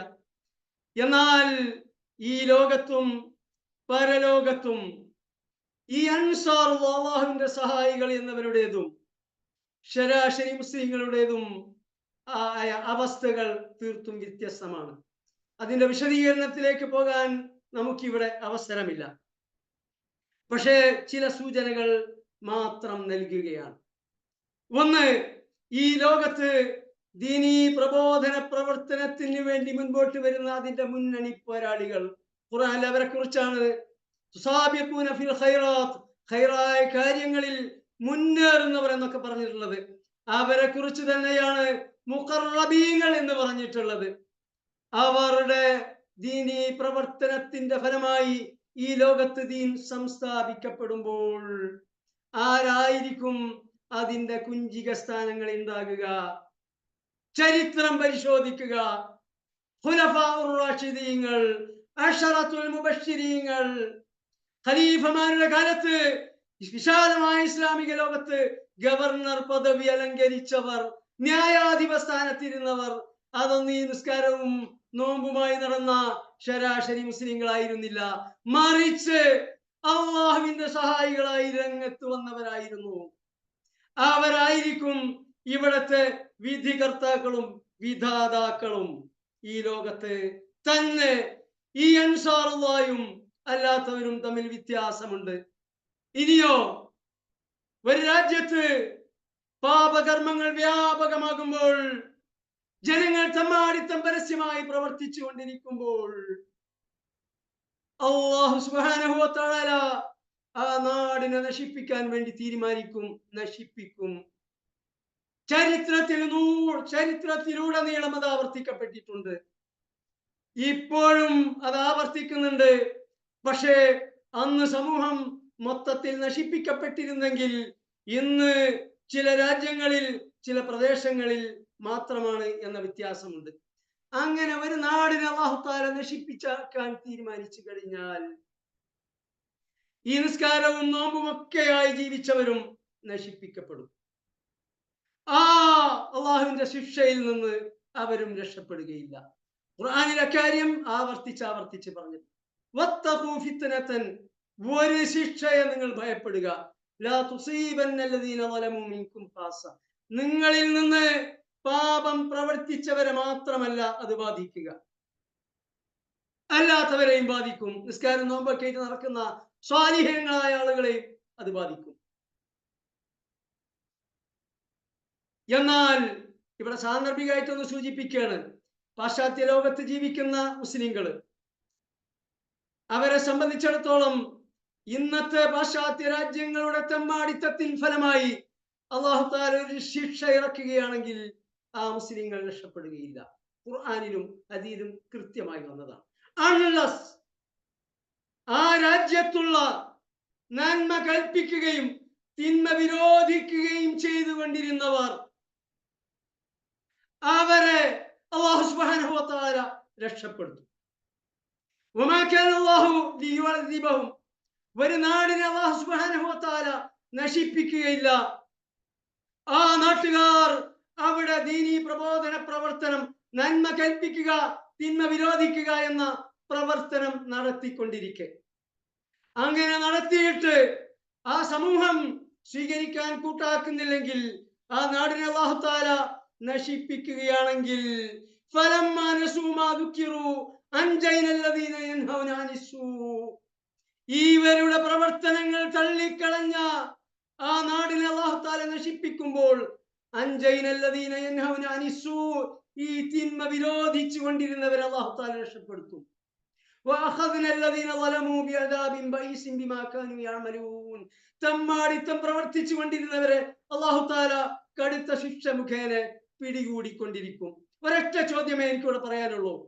സ്വവർഗ സംഭോഗം എന്ന തെമ്മാടിത്തത്തിന് നിയമവിധേയത്വം നൽകിക്കൊണ്ടിരിക്കുന്ന രാജ്യത്ത് ജീവിക്കുന്ന മുസ്ലിംകൾ ആരുത്, ഇത് തെമ്മാടിത്തമാണ്, ഇത് അല്ലാഹു തആല വിരോധിച്ചതാണ്, നാടിനെ നശിപ്പിക്കാൻ കാരണമാണ്, അരുത് എന്ന് പറയാൻ ഒരു രാജ്യത്തുള്ളവർ തയ്യാറാകുന്നുണ്ടോ?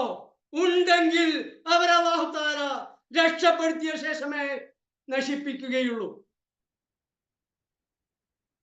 ലോകത്തെ രാജ്യങ്ങളിൽ ആ നാട്ടുകാരെ ഇറക്കി വിട്ടുകൊണ്ട് അവിടുത്തെ സ്ത്രീകളെയും കുട്ടികളെയും ക്രൂരമായി കൊല്ലാൻ ആയുധങ്ങൾ കൊടുത്തുകൊണ്ടിരിക്കുന്ന രാജ്യത്ത് ജീവിക്കുന്ന മുസ്ലിങ്ങൾ ആരുത്, എന്ത് തെമ്മാടിത്തമാണ് നിങ്ങൾ ഈ ചെയ്തുകൊണ്ടിരിക്കുന്നത് എന്ന് ചോദിക്കുന്നുണ്ടോ?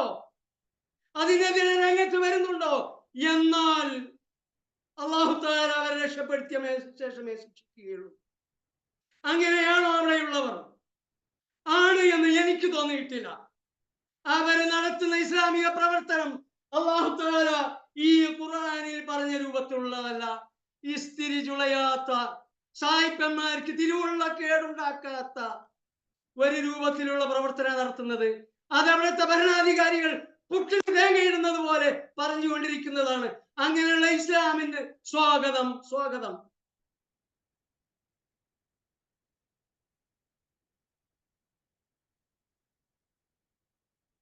അപ്പോൾ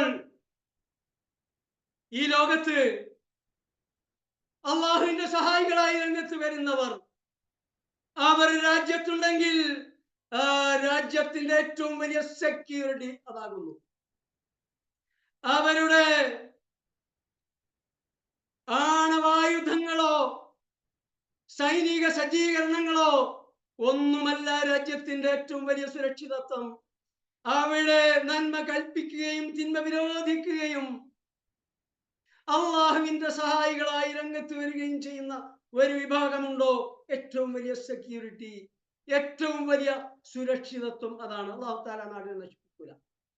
ഇനി അവിടെയുള്ള തെമ്മാടികൾ നേരാവാൻ കൂട്ടാക്കുന്നില്ല, അവർ തെമ്മാടിത്തത്തിൽ ഉറച്ചു നിൽക്കുകയാണെങ്കിൽ അല്ലാഹു തആല നശിപ്പിക്കും. നശിപ്പിക്കുക എങ്ങനെയാണ്? ആ അള്ളാഹുവിന്റെ സഹായികളെ രക്ഷപ്പെടുത്തിയ ശേഷമാണ്. ഈദപര്യന്തം ചരിത്രത്തിൽ അതാണ് ഉണ്ടായത്. നൂഹ് നബി അലൈഹി ഇസ്ലാമിൻ്റെത് ഉദാഹരണം. ലൂത്ത് നബി അലൈഹി ഇസ്ലാമിന്റെ കാലത്ത് ആരും സ്വീകരിച്ചിരുന്നില്ല. ആകെ ലൂത്ത് നബിയുടെ കുടുംബം മാത്രം. അതിൽ തന്നെ ഭാര്യ ഉണ്ടായിരുന്നില്ല, പെൺകുട്ടികൾ ഉണ്ടായിരുന്നു. ആ ലൂത്ത് നബിയോടും പെൺകുട്ടികളോടും നാട് വിടാൻ വേണ്ടി മലക്കുകൾ പറഞ്ഞു. ശേഷമാണ് ആ സ്വർഗഭോഗികളായ ഇന്നത്തെ പാശ്ചാത്യ രാജ്യങ്ങൾക്ക് കഞ്ഞി വെച്ചു കൊടുത്ത ആ തെമ്മാടികളുടെ നാട്യത്തെ അല്ലാഹു തആല അടിമേൽ മറിച്ചത്. 25 രാജ്യങ്ങളാണ് ലോകത്ത് ഈ തെമ്മാടിത്തം നിയമവിധേയമാക്കിയിട്ടുള്ളത്. അതൊക്കെ തന്നെയും ഈ പാശ്ചാത്യ രാജ്യത്തുള്ള തെമ്മാടി രാജ്യങ്ങളാണ്. അതിനെതിരെ രംഗത്ത് വരേണ്ടത് മുസ്ലിങ്ങളുടെ ബാധ്യതയാണ്, പ്രത്യേകിച്ച് അവിടെ ജീവിക്കുന്ന മുസ്ലിങ്ങളുടെ. ഇനി കഴിഞ്ഞില്ല, ഇതൊക്കെ ഈ ലോകത്തുള്ള പ്രത്യേകതയല്ലേ. എന്നാൽ പരലോകത്ത് രണ്ടുകൂട്ടർക്കും സ്വർഗല്ലേ? ഈ സ്വർഗല്ല, ഇവിടുന്ന് മലക്കുകൾ റൂഹിനെ പിടിക്കാൻ വരുന്ന മലക്കുകളുടെ കോലത്തിൽ തന്നെ വ്യത്യാസമുണ്ട്. ഒരു ലാ ഇലാഹ ഇല്ലല്ലാഹ് എന്ന ആദർശം അംഗീകരിച്ച ഒരു മുസ്ലിമിന്റെ റൂഹിനെ പിടിക്കാൻ വരുന്ന ആ ടീം തന്നെയല്ല, കോലത്തിൽ തന്നെയല്ല ഈ മുഖറബീങ്ങളായ അള്ളാഹുവിന്റെ സഹായികളുടെ റൂഹിനെ പിടിക്കാൻ വരുന്നത്. അതൊക്കെ ഹദീസുകളിൽ വേറെ തന്നെ പറഞ്ഞിട്ടുണ്ട്. സൂറത്തുൽ ഫജ്റിൽ യാ അയ്യതുഹൻ നഫ്സുൽ മുത്മഇന്ന ഇർജിഇ ഇലാ റബ്ബികി. എന്തൊരു പ്രയോഗമാണ്! അല്ലയോ സംപ്രീതമായ ആത്മാവേ. എന്ത് സംപ്രീതം? അല്ലാഹു സുബ്ഹാനഹു വ തആലയിൽ, അള്ളാഹുവിന്റെ ദീനിൽ, അള്ളാഹുവിന്റെ വിധിവിലക്കുകൾ അനുസരിച്ചുകൊണ്ട് അള്ളാഹുവിന്റെ ദീനിന്റെ സംസ്ഥാപനത്തിന് വേണ്ടി പ്രവർത്തിക്കുന്നതിനെല്ലാം സംപ്രീതി പ്രാപിച്ച ആത്മാവെ, ഇങ്ങോട്ട് വന്നാലും ഇങ്ങോട്ട് ആഗതനായാലും ഇലാ റബ്ബിക്ക്, താങ്കളുടെ റബ്ബിന്റെ സന്നിധിയിലേക്ക്. അള്ളാഹുവിനെ കുറിച്ച് നിങ്ങൾ അങ്ങേറ്റത്തെ തൃപ്തിയിലും പ്രീതിയിലും ആയിക്കൊണ്ട്, നിങ്ങളെ കുറിച്ച് അള്ളാഹുവിന്റെ അങ്ങേറ്റത്തെ പൊരുത്തത്തിലും പ്രീതിയിലുമായിക്കൊണ്ട്. മരണം ആസന്നമാകുന്നത് മുതൽ തന്നെ വ്യത്യാസമുണ്ട്. അവിടുന്ന് അങ്ങോട്ട് ചെന്നാൽ ഖബറിൽ വ്യത്യാസമുണ്ട്. അവിടുന്ന് അങ്ങോട്ട് ചെന്നാൽ മഹ്ശറയിൽ ഒരുമിച്ച് കൂട്ടപ്പെടുമ്പോൾ അവിടെ അല്ലാഹു സുബ്ഹാനഹു വ തആലയുടെ അർശിന്റെ തണലുണ്ട്. അവിടെ ഹിസാബ് എല്ലാവർക്കും ഒരുപോലെയല്ല. ഹിസാബ് തന്നെ ഇല്ലാതെ മിന്നൽ വേഗത്തിൽ സിറാത്ത് പാലം കടന്നു പോകുന്നവരുണ്ട്. ആദ്യമായി സ്വർഗത്തിന്റെ കവാടം തുറക്കപ്പെടുന്നത് അംബിയ മുർസലീങ്ങൾക്കും അവരോടൊപ്പം അള്ളാഹുവിന്റെ സഹായികളായ ഈ മുഖറബീങ്ങൾക്ക് വേണ്ടിയാണ്. സർവത്ര വ്യത്യാസമുണ്ട്. മഹ്ശറ വൻസഭയിൽ 50,000 സംവത്സരം ദൈർഘ്യമുള്ള മഹ്ശറ വൻസഭയിൽ കേവലം 2 റക്അത്ത് നമസ്കാരത്തിന്റെ ദൈർഘ്യം മാത്രമാണ് സജ്ജനങ്ങൾക്ക് അനുഭവപ്പെടുക. അതിൽ തന്നെ ഹൗദുൽ കൗസർ മുത്ത് മുഹമ്മദ് മുസ്തഫ സല്ലല്ലാഹു അലൈഹി വസല്ലമയുടെ തൃക്കരങ്ങൾ കൊണ്ട് വാങ്ങി കുടിക്കുന്നവരുണ്ട്. അബൂബക്കർ സിദ്ദീഖ് റളിയല്ലാഹു അൻഹുവിന്റെ കൈ കൊണ്ട് വാങ്ങി കുടിക്കുന്നവരുണ്ട്. അങ്ങനെ മുഖറബീങ്ങൾ, അള്ളാഹുവിന്റെ സഹായികൾ, അവരുടെ സ്ഥാനം എല്ലായിടത്തും വ്യത്യാസമുണ്ട്. ഇനി സ്വർഗത്തിൽ പ്രവേശിച്ചാൽ 7 സ്വർഗലോകങ്ങളുണ്ട്. അതിൽ ഉത്തുംഗ സ്വർഗം ജന്നാത്തുൽ ഫിർദൗസ് ആണ്. അവിടെയാണ് അംബിയാ മുർസലീങ്ങൾ ഉള്ളത്. അല്ലാഹു സുബ്ഹാനഹു വ തആലയുടെ അർശിന്റെ സന്നിധാനത്തിലാണ് അതുള്ളത്. സ്വർഗത്തിൽ അരുവികൾ ഉത്ഭവിക്കുന്നത് അവിടെയാണ്. അവിടെയാണ് അംബിയാ മുർസലീങ്ങൾ നിർവഹിച്ച ദൗത്യം, നന്മ കൽപ്പിക്കുക തിന്മ വിരോധിക്കുക എന്ന ദൗത്യം നിർവഹിച്ച അള്ളാഹുവിന്റെ സഹായികൾ അവരോടൊപ്പമാണ്. അപ്പൊ നമുക്കും സ്വർഗം കിട്ടിയ പോരാ. സ്വർഗം കിട്ടിയ പോരാ. ഈ അത്യുന്നതമായ ആ ലക്ഷ്യം പ്രാപിക്കാൻ ലക്ഷ്യം വെച്ചുകൊണ്ടായിരിക്കണം നമ്മുടെ പ്രവർത്തനം. സമർത്ഥനായ ഒരു വിദ്യാർത്ഥി എനിക്ക് പാസ് മാർക്ക് കിട്ടിയാൽ മതി എന്ന് ലക്ഷ്യം വെച്ചുകൊണ്ട് പഠിക്കാറുണ്ടോ? അങ്ങനെ പഠിക്കാറുണ്ടെങ്കിൽ അവൻ മുത്തം പോയത്തക്കാരനാണ് എന്ന് നാം വിധി എഴുതും. ഒരു ഇന്റർവ്യൂ അറ്റൻഡ് ചെയ്യുന്ന ഉദ്യോഗാർത്ഥി എങ്ങനെയെങ്കിലും ഒക്കെ അങ്ങ് കഴിച്ചിലായാൽ മതി. PSCക്ക് വേണ്ടിയിട്ട് പരീക്ഷ എഴുതുകയാണ്, എങ്ങനെയെങ്കിലും ഒക്കെ കഴിച്ചിലായാൽ മതി. എന്നാണോ ലക്ഷ്യം വെക്കുക? മറിച്ച് ഉന്നതമായ വിജയം കരസ്ഥമാക്കണം, ഉത്തുംഗ റാങ്കുകളിൽ എത്തിപ്പെടണം, നല്ല മാർക്കോടുകൂടി വിജയിക്കണം എന്നാണോ ലക്ഷ്യം വെക്കാറുള്ളത്? എങ്കിൽ നാം ലക്ഷ്യം വെക്കേണ്ടത് അൻസാറുല്ലാഹ്, അള്ളാഹുവിന്റെ സഹായികൾ. അത് മുഖേന, അള്ളാഹുവിന്റെ മാർഗത്തിൽ പ്രവർത്തിക്കുക മുഖേന മുഖർറബീങ്ങളായിക്കൊണ്ട് മരണാസന്നരാകുന്നത് മുതൽ അത്യുന്നത സ്വർഗത്തിൽ ജന്നാത്തുൽ ഫിർദൗസിൽ അംബിയാ മുർസലീങ്ങളോടൊപ്പം എത്തണം എന്ന് ലക്ഷ്യം വെച്ചുകൊണ്ടായിരിക്കണം നാം പ്രവർത്തിക്കുന്നത്. അതിന് സാധിക്കണമെങ്കിൽ ജീവനും സമ്പത്തും നമുക്ക് അല്ലാഹു തആല നൽകിയ എല്ലാം ത്യജിക്കാനും ബലിയർപ്പിക്കാനുമുള്ള സന്നദ്ധത നമുക്ക് വേണം. അതാണ് ഈ മുഹമ്മദ് എന്ന സൂറത്തിൽ, ഖിതാൽ എന്ന സൂറത്തിൽ അല്ലാഹു സുബ്ഹാനഹു വ തആല നമുക്ക് നൽകുന്ന സന്ദേശം. മുഹമ്മദ് എന്ന ഈ സൂറത്തിന് പേര് വെക്കാൻ തന്നെ കാര്യമുണ്ട്. നമുക്കറിയാം, എല്ലാ പ്രവാചകന്മാരെയും അല്ലാഹു സുബ്ഹാനഹു വ തആല നിയോഗിച്ചയച്ചിട്ടുള്ളത് അവന്റെ ദീനിനെ ഇവിടെ വിജയിപ്പിക്കാൻ വേണ്ടിയാണ്. ഈ സൂറത്തിന്റെ അവസാനത്തെ ആയത്തിൽ അല്ലാഹു തആല ആ കാര്യം പറയുന്നുണ്ട്. സൂറത്തുൽ ഫത്ഹിന്റെ അവസാനത്തിൽ എന്താണ് അല്ലാഹു സുബ്ഹാനഹു വ തആല പ്രവാചകന്മാരെ നിയോഗിച്ചയച്ചിട്ടുള്ളത്? ലിയുദ്ഹിറഹു അലദ്ദീനി കുല്ലി. അല്ലാഹു സുബ്ഹാനഹു വ തആല എല്ലാ ദീനുകളെക്കാളും ഈ ദീനിനെ വിജയിപ്പിക്കാൻ വേണ്ടിയാണ് പ്രവാചകന്മാരെ നിയോഗിച്ചയച്ചിട്ടുള്ളത്. എല്ലാ പ്രവാചകന്മാരും അതിനുവേണ്ടി അഹോരാത്രം പണിപ്പെട്ടു. ഖുർആനിൽ പരാമർശിക്കപ്പെട്ട 25 പ്രവാചകന്മാർ അതിനുവേണ്ടി സഹിച്ച ത്യാഗവും കഷ്ടപ്പാടും ഖുർആനിൽ ഏറിയോ കുറഞ്ഞോ വിശദീകരിച്ചിട്ടുണ്ട്. എന്നാൽ ഈ 25 പ്രവാചകന്മാരിൽ എത്ര പ്രവാചകന്മാർക്കാണ് ഈ ദീൻ ഇവിടെ വിജയിപ്പിച്ചുകൊണ്ട്, ഇവിടെ സംസ്ഥാപിച്ചുകൊണ്ട് അല്ലാഹു തആല കൽപ്പിച്ച കൽപ്പനകൾ മുഴുവൻ പ്രാവർത്തികമരാക്കുന്ന രൂപത്തിൽ ഒരു ഇസ്ലാമിക വ്യവസ്ഥ ഇവിടെ സ്ഥാപിക്കാൻ എത്ര പേർക്കാണ് സാധിച്ചത്? ഖുർആനിൽ പരാമർശിക്കപ്പെട്ട പ്രവാചകന്മാരിൽ, ഉലുൽ അസ്മകളിൽപ്പെട്ട 5 പ്രവാചകന്മാരിൽ 4 പേർക്ക് സാധിച്ചിട്ടില്ല. മറ്റ് പ്രവാചകന്മാരിൽ അത് സാധിച്ചവരായി ഒന്ന് ദാവൂദ് നബി അലൈഹിസ്സലാം ഉണ്ട്, മറ്റൊന്ന് സുലൈമാൻ നബി അലൈഹിസ്സലാം. ഈ 2 പേരാണ് ഈ ദീനിനെ പരിപൂർണമായ രൂപത്തിൽ ഇവിടെ സ്ഥാപിക്കാൻ സാധിച്ചവർ. യൂസുഫ് നബി അലൈഹിസ്സലാം ഭരണാധികാരിയായിരുന്നുവെങ്കിലും പരിപൂർണമായി അല്ലാഹു തആലയുടെ കൽപ്പനയുടെ അടിസ്ഥാനത്തിലുള്ള ഒരു വ്യവസ്ഥ സ്ഥാപിക്കാൻ യൂസുഫ് നബി അലൈഹിസ്സലാമിന് സാധിച്ചിട്ടില്ല. പക്ഷേ ലഭിച്ച അധികാരം ഉപയോഗപ്പെടുത്തിക്കൊണ്ട് സാധ്യമായ അളവിൽ അള്ളാഹുവിന്റെ വിധി വിലക്കുകൾ പ്രാവർത്തികമാക്കാൻ ശ്രമിച്ചിട്ടുണ്ട്.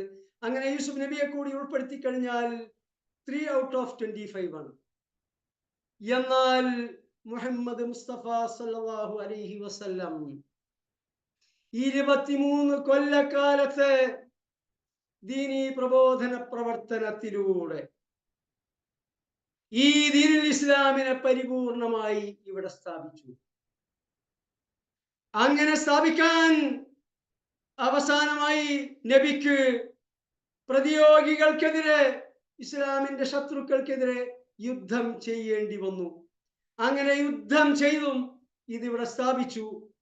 അങ്ങനെ തീർത്തും അരാജകത്വം നടമാടിയിരുന്ന അറേബ്യയിൽ ഒരു വനിതക്ക്, യുവതിയായ ഒരു വനിതക്ക് ദിനരാത്രങ്ങൾ നീണ്ടു നിൽക്കുന്ന യാത്ര ആരെയും ഭയപ്പെടാനില്ലാതെ നടത്താൻ സാധിക്കുമാറുള്ള നിർഭയാവസ്ഥ ഇവിടെ ഉണ്ടാക്കി.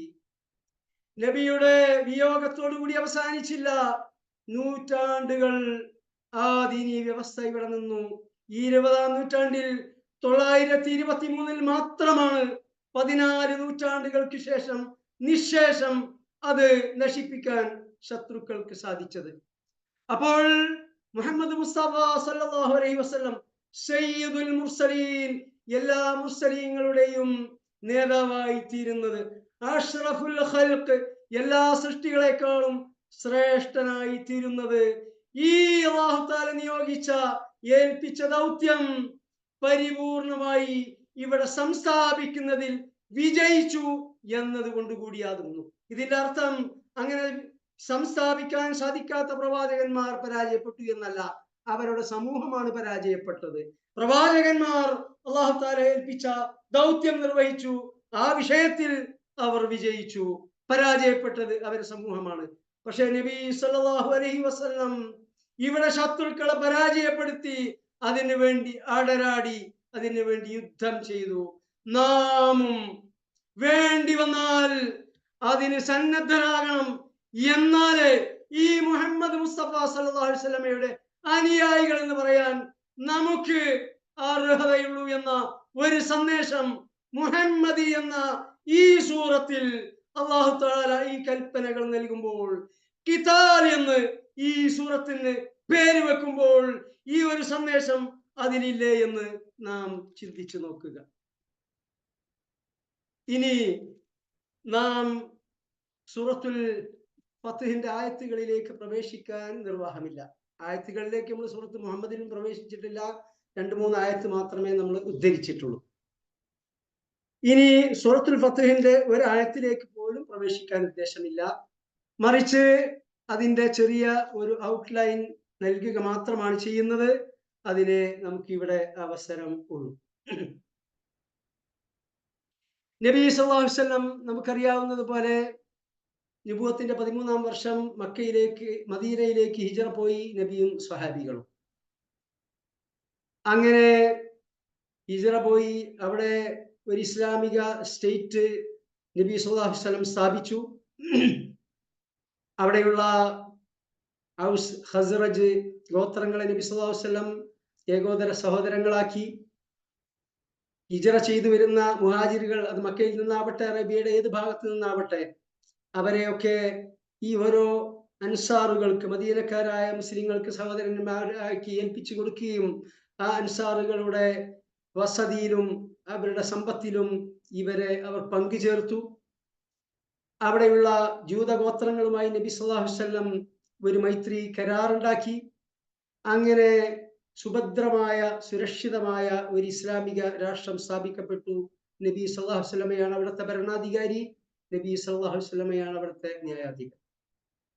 ഇങ്ങനെ ഈ ഇസ്ലാമിക സൗധം സ്ഥാപിച്ചപ്പോൾ അത് തകർക്കാൻ വേണ്ടി ശത്രുക്കൾ ആദ്യമായി ഖുറൈശികൾ മുന്നോട്ട് വന്നു. അവരോടുമായി ബദർ യുദ്ധമുണ്ടായി, ഉഹദ് യുദ്ധമുണ്ടായി. പിന്നീട് ഖുറൈശികൾ ഒറ്റക്ക് ഇസ്ലാമിനെ നേരിടാൻ സാധ്യമല്ല എന്ന് ബോധ്യപ്പെട്ടപ്പോൾ ജൂതന്മാരും ഖുറൈശികളും മറ്ററബ് ഗോത്രങ്ങളുമെല്ലാം സംയുക്തമായി ഒരു സഖ്യ സൈന്യം അഹ്സാബ് മദീനയെ തകർക്കാൻ, ഇസ്ലാമിനെ തകർക്കാൻ വേണ്ടി ഹിജറ 5-ാം വർഷം മുന്നോട്ട് വന്നു. ഹിജറ 2-ൽ ബദർ, ഹിജറ 3-ൽ ഉഹദ്, ഹിജറ 5-ൽ അഹ്സാബ്. അതിന് ഖന്ദഖ് എന്നും പേരുണ്ട് എന്ന് നാം മനസ്സിലാക്കിയതാണ്. ആ യുദ്ധത്തിലും അള്ളാഹുവിന്റെ അപാരമായ സഹായത്താൽ മുസ്ലിങ്ങൾ വിജയിച്ചു. ഇങ്ങനെ നിരന്തരം മക്കയിലെ ഖുറൈശികളുമായി യുദ്ധത്തിലായിരുന്നു നബിയും സഹാബികളും ഹിജറ പോയത് മുതൽ. എന്നാൽ തങ്ങളുടെ ജന്മദേശമായ മക്ക, അവിടുത്തെ മസ്ജിദുൽ ഹറാം, അതിനോട് നബിക്കും സഹാബികൾക്കും അങ്ങേയറ്റത്തെ അറുത്ത് മുറിക്കാനാവാത്ത വൈകാരികമായ അറ്റാച്ച്മെന്റ്, ബന്ധം ഉണ്ടായിരുന്നു. നമുക്കൊക്കെ മസ്ജിദുൽ ഹറാമിനോടും മക്കയോടും വൈകാരിക ബന്ധമുണ്ട്. എന്നാൽ ഇതിൽ ഉപരിയായ ഒരു വൈകാരികമായ ബന്ധമാണ് നബിയുടെയും മക്കയിലുള്ള സ്വഹാബികളുടെയും. കാരണം അവർക്ക് ഇത് അല്ലാഹു തആലക്ക് ഏറ്റവും ഇഷ്ടപ്പെട്ട, ഏറ്റവും പവിത്രമായ നാടാണ് എന്നത് അവർക്കും നമുക്കും ബാധകമാണ്. അതുപോലെ തന്നെ മസ്ജിദുൽ ഹറാം അല്ലാഹു സുബ്ഹാനഹു വ തആല നമസ്കാരത്തിന്റെയും ഹിദായത്തിന്റെയും കേന്ദ്രമാക്കി നിശ്ചയിച്ചതാണ്. അതും നമുക്കും അവർക്കുള്ളതാണ്. എന്നാൽ അവരെ സംബന്ധിച്ചിടത്തോളം നമുക്കില്ലാത്ത 1-2 കാരണങ്ങളാൽ കൂടുതൽ അഭേദ്യമായ ബന്ധവും ആത്മബന്ധവുമാണ് മക്കയുമായുള്ളത്. ഒന്ന്, അത് അവരുടെ ജന്മദേശമാണ്. ഓരോരുത്തരുടെയും ജന്മദേശത്തോട്, പൈതൃക ഭൂമിയോടുണ്ടാകുന്ന ഒരു അറ്റാച്ച്മെന്റ് ഉണ്ട്. അത് നമുക്ക് ആർക്കും പറഞ്ഞു മനസ്സിലാക്കി തരേണ്ടതില്ല. കൂടാതെ ഈ കഅബ ഷരീഫ് പടുത്തുയർത്തിയ ഇബ്രാഹിം നബി അലൈഹിസ്സലാം അവരുടെ ഉപ്പാപ്പയാണ്. നമ്മള് പിതാവ് എന്ന് ഇബ്രാഹിം നബി അലൈഹി സ്വലാമിനെ കുറിച്ചും അത് മില്ലത്ത അബീക്കും ഇബ്രാഹിം, നിങ്ങളുടെ ആദർശ പിതാവായ ഇബ്രാഹിം നബി അലൈഹി സ്വലാം, ആദർശ പിതാവ് എന്ന നിലക്കാണ്. ഇബ്രാഹിം നബി അലൈഹി സ്വലാമുമായി നാം വംശപരമായ ബന്ധമൊന്നുമില്ല. എന്നാൽ ഈ മക്കയിലുണ്ടായിരുന്ന സ്വഹാബികളെ സംബന്ധിച്ചിടത്തോളം, ഖുറൈശികളെ സംബന്ധിച്ചിടത്തോളം അങ്ങനെയല്ല. അവർ ഇബ്രാഹിം നബി അലൈഹി സ്വലാമിന്റെ മകൻ ഇസ്മായിൽ നബിയുടെ സന്താന പരമ്പരയിൽ ഉള്ളവരാണ്. അപ്പൊ അതുകൊണ്ട് ഞങ്ങളുടെ വല്യുപ്പാപ്പ ഖലീലുല്ലാഹി ഇബ്രാഹിം നബി അലൈഹി സ്വലാം പടുത്തുയർത്തിയ കഅബ ഷരീഫ് തങ്ങളുടെ ജന്മദേശം, അതോടൊപ്പം എല്ലാ മുസ്ലിങ്ങൾക്കും മക്കയോടും മസ്ജിദുൽ ഹറാമിനോടുമുള്ള ബന്ധം, ഈ വക കാരണങ്ങളാൽ അവർക്ക് ഈ മക്കയിൽ നിന്ന് ഹിജറ ചെയ്തു വന്നപ്പോൾ ആ പരിശുദ്ധ മക്കയിലേക്ക് തിരിച്ചു പോകാനും ആ പരിശുദ്ധ കഅബാലയം തവാഫ് ചെയ്യാനും തീർത്ഥാടനം ചെയ്യുവാനും ഒക്കെയുള്ള അഭേദ്യമായ ഒരാഗ്രഹം, അദമ്യമായ ഒരു അഭിനിവേശം ഉണ്ടായിരുന്നു. പക്ഷേ ഖുറൈശികളുമായി യുദ്ധത്തിലാണ്. അത് സമീപ ഭാവിയിൽ സാധ്യമാകുമെന്ന് യാതൊരു പ്രതീക്ഷയും അവർക്ക് ഉണ്ടായിരുന്നില്ല. അങ്ങനെയുള്ള സന്ദർഭത്തിൽ ഹിജറ 6-ാം വർഷം, ഹിജറ 5-ലാണ് അഹ്സാബ് യുദ്ധം ഉണ്ടാകുന്നത്. ഹിജറ 6-ാം വർഷം നബി സല്ലല്ലാഹു അലൈഹി വസല്ലം ഒരു സ്വപ്നം കണ്ടു. പ്രവാചകന്മാരുടെ സ്വപ്നം എന്ന് പറയുമ്പോൾ അത് യാഥാർത്ഥ്യമാണ്, 100%. എന്ന് മാത്രമല്ല, പ്രവാചകന്മാർ കാണുന്ന സ്വപ്നങ്ങൾ അള്ളാഹുവിങ്കിൽ നിന്നുള്ള വഹി ആണ്. വഹിയിന് വിവിധ രൂപങ്ങളുണ്ട്. ആ വഹിയിന്റെ രൂപങ്ങളിൽപ്പെട്ട ഒന്നാണ് പ്രവാചകന്മാർക്ക് ലഭിക്കുന്ന, അവർ കാണുന്ന സ്വപ്നം. ഇത് പ്രവാചകന്മാർക്ക് അത് വഹിയാണെങ്കിൽ സാലിഹീങ്ങളായ സജ്ജനങ്ങളായ ആളുകളെ സംബന്ധിച്ചിടത്തോളം നബി സല്ലല്ലാഹു അലൈഹി വസല്ലം പറഞ്ഞു, സാലിഹീങ്ങളുടെ സ്വപ്നം അത് പ്രവാചകത്വത്തിന്റെ 40-ൽ ഒരു അംശമാണ് എന്ന് വെച്ചാൽ, വേറെ ഹദീസിൽ നബി സല്ലല്ലാഹു അലൈഹി വസല്ലം പറഞ്ഞു, ഏറ്റവും സത്യസന്ധരായ ആളുകളാണ് സത്യമായി പുലരുന്ന സ്വപ്നങ്ങൾ കാണുക. നമ്മുടെ സത്യസന്ധതയെക്കുറിച്ച് നമ്മൾ സ്വാലിഹാണോ അല്ലേ എന്ന് പരിശോധിക്കുന്നതിന് വേണ്ടി നമുക്കൊക്കെ സ്വയം ഒരു ആത്മപരിശോധന നടത്താവുന്ന ഒരു സന്ദർഭമാണ്. നാം ഒക്കെ കാണുന്ന സ്വപ്നങ്ങൾ, കാണുന്ന എല്ലാ സ്വപ്നങ്ങളുടെ കാര്യമല്ല പറഞ്ഞത്. ഇപ്പോ പ്രവാചകത്വത്തിന്റെ 40-ൽ അംശം എന്നാണ് പറഞ്ഞത്. പ്രവാചകത്വം എന്ന് പറഞ്ഞാൽ 100%. സ്വപ്നങ്ങളുടെ 100% സത്യമാണ്. പക്ഷേ 40-ൽ 1 എന്നാ പറഞ്ഞത്. അപ്പോ പല സ്വപ്നങ്ങളും യാഥാർത്ഥ്യമായി പുലരും എന്ന് ചുരുക്കാം. നാം ഒക്കെ കാണുന്ന സ്വപ്നങ്ങളിൽ ഏതെങ്കിലും യാഥാർത്ഥ്യമായി പുലർന്നിട്ടുണ്ടോ, അങ്ങനെ പുലരാറുണ്ടോ എന്നൊന്ന് പരിശോധിക്കുക. അങ്ങനെ ചില സ്വപ്നങ്ങളെങ്കിലും യാഥാർത്ഥ്യമായി പുലരാറുണ്ടെങ്കിൽ നമുക്ക് ഒന്ന് ആശ്വസിക്കാം, ഈ പറഞ്ഞ കൂട്ടത്തില് ആണ് നമ്മൾ ഉള്ളത് എന്ന്. ഏതായാലും നബി സല്ലല്ലാഹു അലൈഹി വസല്ലം സ്വപ്നം കണ്ടു. എന്താണ് സ്വപ്നം കണ്ടത്? ഈ സൂറത്തുൽ ഫത്ഹിന്റെ 27-ാമത്തെ ആയത്തിലുണ്ട്, ലഖദ് സദഖല്ലാഹു റസൂലഹു റുഅ്യ ബിൽ ഹഖ് ലതദ്ഖുലുന്നൽ മസ്ജിദൽ ഹറാമ ഇൻഷാ അല്ലാഹു ആമിനീൻ. അല്ലാഹു സുബ്ഹാനഹു വ തആല ഉദ്ദേശിക്കുകയാണെങ്കിൽ അങ്ങേയറ്റത്തെ നിർഭയരായിക്കൊണ്ട് മസ്ജിദുൽ ഹറാമിൽ പ്രവേശിക്കും. എന്നിട്ടോ മുഹല്ലിഖീന റൂസകും വമുഖസ്സിരീൻ, അവർ തീർത്ഥാടനത്തിന് ശേഷം തലമുണ്ഡനം ചെയ്യുകയും തലമുടി മുറിക്കുകയും ചെയ്തവരായിക്കൊണ്ട്. ഇവിടെ ഹജ്ജിനും ഉംറക്കൊക്കെ പോകുന്നവരുണ്ട്, അതിനുവേണ്ടി നിയ്യത്ത് ചെയ്തവരുണ്ട്. ഇഹ്റാമിൽ നിന്ന് തഹല്ലിലാകുമ്പോൾ മുണ്ഡനം ചെയ്യലാണ് മുഅക്കദായ സുന്നത്ത്. ഇവിടെ മുഹല്ലിഖീന, തലമുണ്ഡനം ചെയ്യുന്നവർ എന്ന് പറഞ്ഞു. പിന്നെ വമുഖസ്സിരീൻ, മുടി മുറിക്കുന്നവരും എന്ന് പറഞ്ഞു. അപ്പൊ മുടി മുറിച്ചാലും തഹല്ലുലാകും, പക്ഷേ ഏറ്റവും പുണ്യം മുണ്ഡനം ചെയ്യുന്നവർക്കാണ്. ഇത് ഹദീസിലും വിവരിച്ചിട്ടുണ്ട്. അങ്ങനെ തല മുണ്ഡനം ചെയ്തവരായിക്കൊണ്ടും തലമുടി മുറിക്കുന്നവരായിക്കൊണ്ടും നിർഭയരായി ലാ തഖാഫൂൻ യാതൊരു ഭയവുമില്ലാതെ നിങ്ങൾ ലതദ്ഖുലുന്ന മസ്ജിദുൽ ഹറാമിൽ പ്രവേശിക്കുക തന്നെ ചെയ്യും. അങ്ങനെ നിങ്ങൾ തീർത്ഥാടനം നിർവഹിക്കും. ഇതാണ് നബി സല്ലല്ലാഹു അലൈഹി വസല്ലമയുടെ സ്വപ്നം. നബി സല്ലല്ലാഹു അലൈഹി വസല്ലം സ്വഹാബികളെ വിളിച്ചുകൂട്ടി. എന്നിട്ട് പറഞ്ഞു, ഞാൻ ഇങ്ങനെ സ്വപ്നം കണ്ടിരിക്കുന്നു. അതുകൊണ്ട് തീർത്ഥാടനത്തിന് വരാൻ ഉംറയാണ്. ഉംറയ്ക്ക് വരാൻ താല്പര്യമുള്ളവരെല്ലാവരും തയ്യാറെടുക്കുക. സംഗതി സ്വകാര്യമാക്കി വെച്ചു, കാരണം ഖുറൈശികൾ അറിയാതിരിക്കാൻ വേണ്ടി. അങ്ങനെ അതിന് സന്നദ്ധരായി 1400 സ്വഹാബികൾ മുന്നോട്ട് വന്നു. ഇവിടെ വെച്ചാണ് മുനാഫിഖുകൾ മുഖ്യമായി വേർപ്പെടുന്നത്. ഇതിനു മുമ്പ് തന്നെ മുസ്ദലഖ് യുദ്ധവും ഉഹദ് യുദ്ധമൊക്കെ ഉണ്ടായിട്ടുണ്ട്. പക്ഷേ അപ്പോഴൊക്കെ തന്നെ ആരൊക്കെയാണ് മുനാഫിഖുകൾ, ആരൊക്കെയാണ് മുനാഫിഖുകൾ അല്ലാത്തവർ എന്ന് കണ്ട് വേർതിരിഞ്ഞ് മനസ്സിലാക്കാൻ അവസരം ഉണ്ടായിരുന്നില്ല.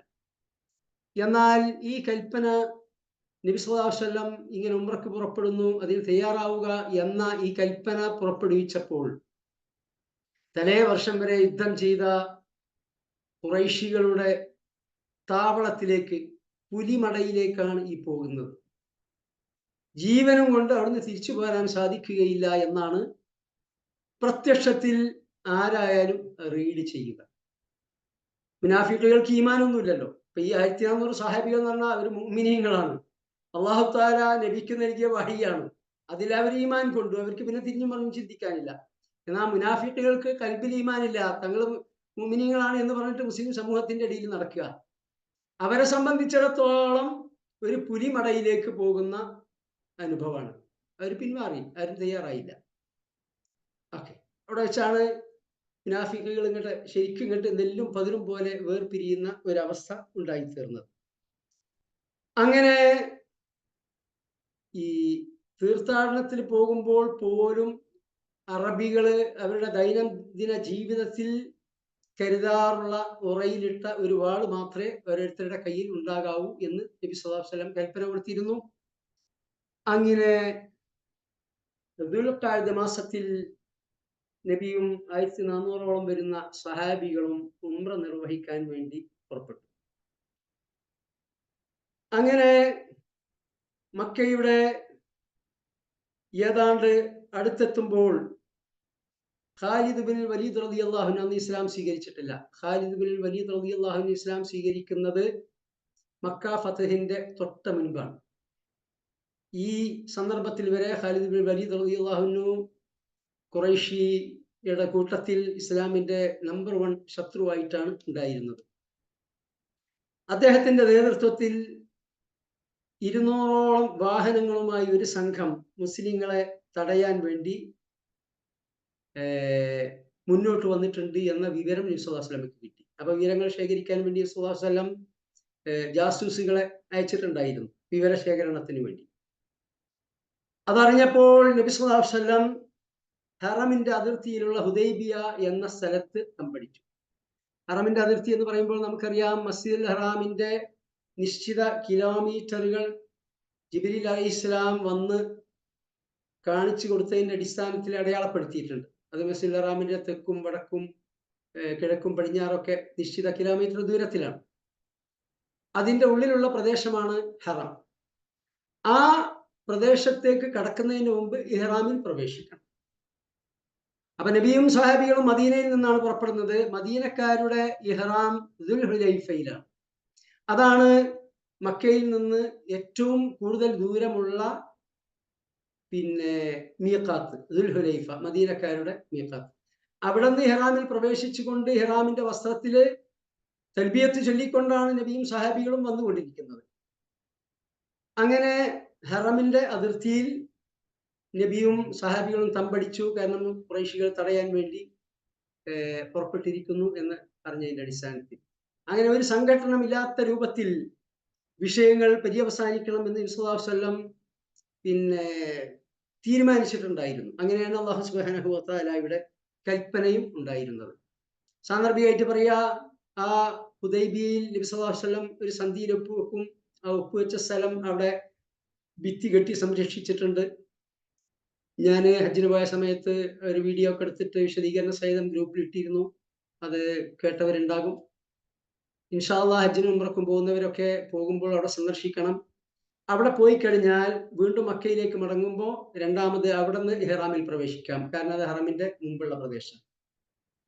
അപ്പോ അവിടെ സന്ദർശിക്കാൻ പോകുന്നവര് അവിടുന്ന് വീണ്ടും ഇഹ്റാമിൽ പ്രവേശിച്ചുകൊണ്ട് ഉംറ നിർവഹിക്കാറുണ്ട്. അങ്ങനെ അഥവാ മക്കൾക്ക് പുറത്തു പോകുന്ന ഘട്ടത്തിൽ രണ്ടാമത് ഇഹ്റാമിൽ പ്രവേശിച്ചുകൊണ്ട് ഉംറ നിർവഹിക്കാവുന്നതാണ്.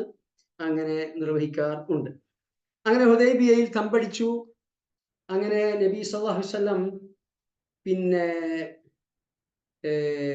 ഖുറൈശികളിലേക്ക് ഈ സന്ദേശം, ഞങ്ങൾ വന്നിട്ടുള്ളത് യുദ്ധത്തിനല്ല, ഞങ്ങളുടെ കയ്യിൽ യുദ്ധസാമഗ്രികളൊന്നുമില്ല, ഞങ്ങള് പിന്നെ ഉംറയ്ക്ക് ഇഹ്റാമിൽ പ്രവേശിച്ചുകൊണ്ട് വന്നതാണ്, ഞങ്ങളുടെ കൂടെ ബലിമൃഗങ്ങളുണ്ട്, ഇതെല്ലാം നബി സല്ലല്ലാഹു അലൈഹി വസല്ലം അവരെ ധരിപ്പിച്ചു വിവിധ മധ്യസ്ഥന്മാർ മുഖേന.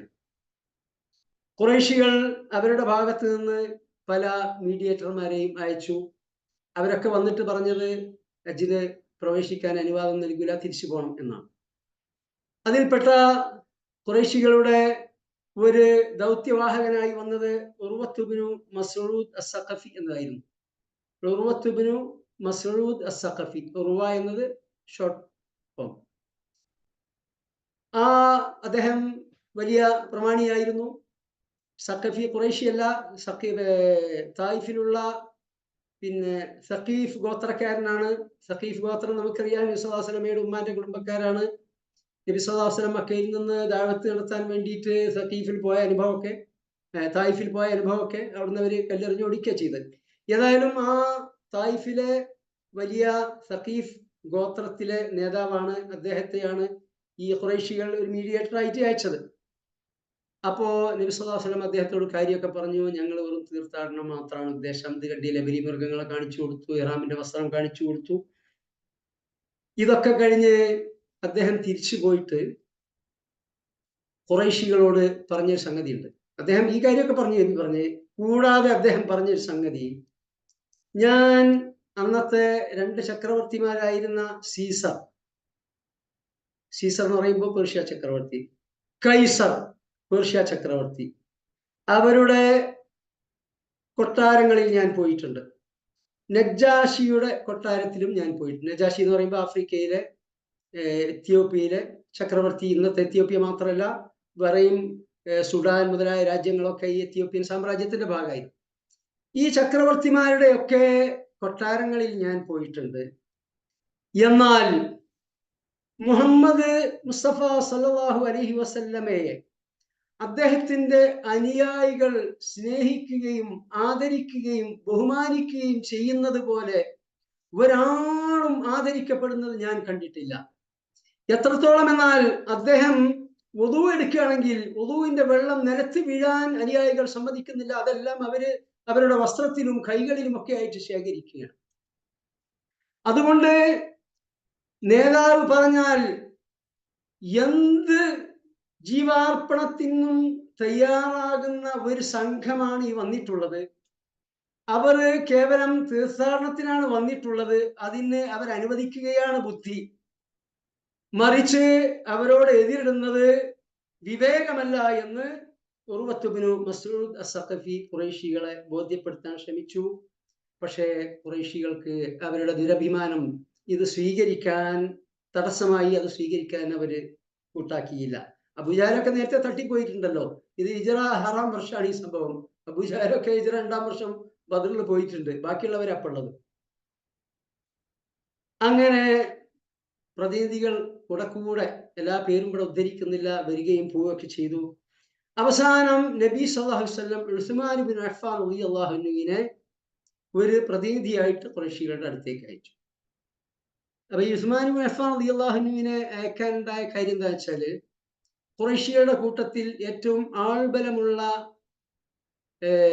കുടുംബം ഏതാ വെച്ചാൽ, ഖുറൈശികൾ ഒരുപാട് കുടുംബം ഉണ്ടല്ലോ. അപ്പൊ നബിയുടെ കുടുംബം ഹാഷിം കുടുംബം, ഉമർ റളിയല്ലാഹുവിന്റെ കുടുംബം അദീ കുടുംബം, അബൂബക്കർ സിദ്ദീഖ് റളിയല്ലാഹുവിന്റെ കുടുംബം തമീമി കുടുംബം, അതുപോലെ തന്നെ അബൂജഹലിന്റെ കുടുംബം മഖ്സൂമി കുടുംബം. ഇങ്ങനെ തുടങ്ങിയിട്ട് ഖുറൈശികളിൽ ഒരുപാട് കുടുംബങ്ങളുണ്ട്. എന്നാൽ ഈ കുടുംബങ്ങളിൽ ഏറ്റവും ആൾബലമുള്ള കുടുംബം ഏതാന്ന് വെച്ചാൽ ഉമയ്യ കുടുംബമാണ്. ഉമയ്യ. ഉസ്മാൻ അഫ്ഫാൻ റളിയല്ലാഹു അൻഹു ആ ഉമയ്യ കുടുംബാംഗം. അപ്പൊ അതുകൊണ്ട് തന്നെ ഉസ്മാൻ റളിയല്ലാഹു അൻഹുവിന് അവിടെ കൂടുതൽ കുടുംബക്കാരുണ്ട്. ആദ്യം ഉമർ റളിയല്ലാഹു അൻഹു അയക്കാൻ വേണ്ടി സ്വല്ലല്ലാഹു അലൈഹി വസല്ലം നിർദ്ദേശിച്ചിരുന്നു. അപ്പൊ ഉമർ റളിയല്ലാഹു അൻഹു അദ്ദേഹത്തോട് ഈ കാര്യം സൂചിപ്പിച്ചു. കാരണം ഉമർ റളിയല്ലാഹു അൻഹുവിന്റെ കുടുംബം ഈ അദീ കുടുംബം മക്കയിൽ വളരെ കുറച്ചേ ഉള്ളൂ. ഉള്ളവരൊക്കെ ഇസ്ലാം സ്വീകരിച്ച് ഹിജ്റ ചെയ്ത് പോരുകയും ചെയ്തിട്ടുണ്ട്. അപ്പൊ അതുകൊണ്ട് ഈ ദൗത്യം വിജയിപ്പിക്കാൻ എനിക്ക് സാധിച്ചു കൊള്ളണമെന്നില്ല. കാര്യകാരണ ബന്ധങ്ങൾ സഹാബത്ത് പരിഗണിച്ചിരുന്നു, എക്കാലവും അത് പരിഗണിക്കേണ്ടതുണ്ട്. അപ്പൊ അതുകൊണ്ട് ഉസ്മാൻ ഇബ്നു അഫ്ഫാൻ റളിയല്ലാഹു അൻഹുവിനെ നിയോഗിക്കുകയായിരിക്കും നല്ലത് എന്ന് നബി സല്ലല്ലാഹു അലൈഹി വസല്ലം മനസ്സിലാക്കുകയും ഉസ്മാൻ ഇബ്നു അഫ്ഫാൻ റളിയല്ലാഹു അൻഹുവിനെ നിയോഗിക്കുകയും ചെയ്തു. കാരണം അദ്ദേഹത്തിന് അവിടെ സംരക്ഷണം കൊടുക്കാൻ ഈ ഉമയ്യ കുടുംബം തയ്യാറാകും. അവരുടെ ജാഹിലിയ കാലത്ത് തന്നെയുള്ള ഒരു സമ്പ്രദായമാണ്, ഒരു ഗോത്രത്തിലെ ഒരാൾ മറ്റൊരാൾക്ക് അഭയം കൊടുത്താൽ പിന്നെ ആ ഗോത്രത്തിലുള്ള ആരും അയാളെ മേൽ കൈവെക്കൂല. ഇത് ഈവൻ നബി സല്ലല്ലാഹു അലൈഹി വസല്ലമക്ക് തന്നെയും തായിഫിൽ നിന്ന് മടങ്ങി വന്നപ്പോ മുത്തഇം ഇബ്നു അദി എന്ന് പറയുന്ന ഖുറൈശി പ്രമാണി, മുശ്രിക്കാണ്, പക്ക മുശ്രിക്കാണ്, നബിക്ക് അഭയം നൽകി. എന്ന് മാത്രമല്ല, മക്കയിലേക്ക് പ്രവേശിക്കാൻ സ്വന്തം മകനെ ആയുധവുമായിട്ട് പറഞ്ഞയച്ചു. അങ്ങനെ ആയുധധാരിയായ മുത്തഇം ഇബ്നു അദിയുടെ മകനാണ് നബി സല്ലല്ലാഹു അലൈഹി വസല്ലമയെ മക്കയിലേക്ക് കൊണ്ടുവന്നത്. അപ്പൊ ഇത് ജാഹിലിയ കാലത്ത് തന്നെയുള്ള ഒരു സമ്പ്രദായം. അപ്പൊ അതുകൊണ്ട് ഉസ്മാൻ അഫ്ഫാൻ റളിയല്ലാഹു അൻഹുവിനെ അവിടെ സംരക്ഷണം ലഭിക്കും എന്നതുകൊണ്ട് അയച്ചു, ഈ കാര്യം അവരെ ബോധിപ്പിച്ചുകൊണ്ട് ഉംറ നിർവഹിക്കാൻ അനുവാദം നൽകാൻ വേണ്ടിയിട്ട്. പക്ഷേ ഉസ്മാൻ അഫ്ഫാൻ റളിയല്ലാഹു അൻഹു അങ്ങോട്ട് പോയെങ്കിലും അവര് അവിടെ തടഞ്ഞു വെച്ചു. ഉസ്മാൻ അഫ്ഫാൻ റളിയല്ലാഹു അൻഹുവിന് ആ ദൗത്യം നിർവഹിച്ചിട്ട് പെട്ടെന്ന് തിരിച്ചു വരാൻ സാധിച്ചില്ല. അപ്പൊ ഇവിടെ ഉസ്മാൻ അഫ്ഫാൻ റളിയല്ലാഹു അൻഹു ജീവാപായം നേരിട്ടു, ഖുറൈശികൾ അദ്ദേഹത്തെ വധിച്ചു എന്ന ഒരു കിംവദന്തി പരന്നു. അങ്ങനെ അതറിഞ്ഞപ്പോ പ്രതിനിധികളെ, എന്ന് വെച്ചാൽ നയതന്ത്ര പ്രതിനിധികളെ വധിക്കുക എന്നത് എക്കാലവും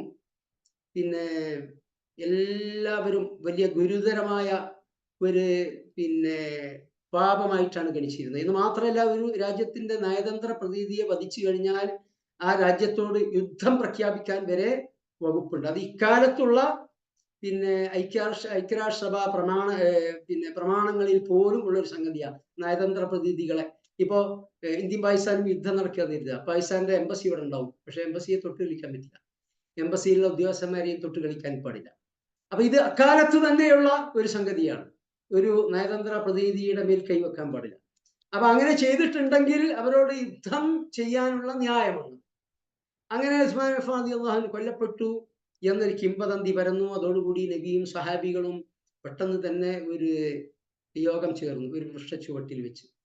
എന്നിട്ട് സഹാബികളിൽ നിന്ന് നബി സല്ലല്ലാഹു അലൈഹി വസല്ലം ഒരു പ്രതിജ്ഞ വാങ്ങി. ഉസ്മാൻ റളിയല്ലാഹു അൻഹുവിന്റെ ഘാതകരോട് ജീവൻ ബലിയർപ്പിച്ചും യുദ്ധം ചെയ്യും എന്നതായിരുന്നു ആ ബൈഅത്ത്. ബൈഅത്തുർ റിദ്വാൻ എന്നാണ് ഇനി പറയാ. ഈ സൂറത്തുൽ ഫതഹിലാണ് അതിനെക്കുറിച്ച് പരാമർശം. അള്ളാഹുവിന്റെ പ്രീതി ലഭിച്ച ബൈഅത്ത് എന്നാണ് അതിന്റെ അർത്ഥം. കാരണം ഇത് ഒരു സാധാരണ ബൈഅത്തല്ല. കാരണം ഇവരുടെ കയ്യിൽ യുദ്ധോപകരണങ്ങളൊന്നുമില്ല, യുദ്ധത്തിന്റെ സജ്ജീകരണങ്ങൾ ഒന്നുമില്ല. സ്വന്തം ദേശമായ മദീനയിൽ നിന്ന് 400 കിലോമീറ്റർ ദൂരെയാണ് ഇവരുള്ളത്. ഒരു സഹായവും മദീനയിൽ നിന്ന് പ്രതീക്ഷിക്കേണ്ടതില്ല. എന്ന് മാത്രമല്ല, മദീനയിൽ നിന്ന് സഹായം ചെയ്യാൻ തക്ക അധികം ആളുകളോടെ ബാക്കിയില്ല. കാരണം ഈ ഹിജ്റ 6-ാം വർഷം വരെ ഇസ്ലാം പ്രചരിച്ചു കഴിഞ്ഞിട്ടില്ല. മദീനയിൽ മാത്രം പരിമിതമാണ്. മദീനക്കാർ തന്നെ മുഴുവൻ ഇസ്ലാം സ്വീകരിച്ചു കഴിഞ്ഞിട്ടില്ല. ആ ഒരു ഘട്ടത്തിൽ ഇവിടെ മക്കയാവട്ടെ ഖുറൈശികളുടെ കേന്ദ്രമാണ്. അവർക്ക് നല്ല ആൾബലമുണ്ട്, ആയുധബലമുണ്ട്, എല്ലാ സജ്ജീകരണങ്ങളും ഉണ്ട്. അപ്പൊ ഒരു പുലിമടയിൽ കയറി ആക്രമണം നടത്തുന്ന ഒരവസ്ഥയാണ് ഈ 1400 വരുന്ന സഹാബികൾ നിരായുധരായിക്കൊണ്ട് യുദ്ധത്തിന് തയ്യാറാവുക എന്നത്.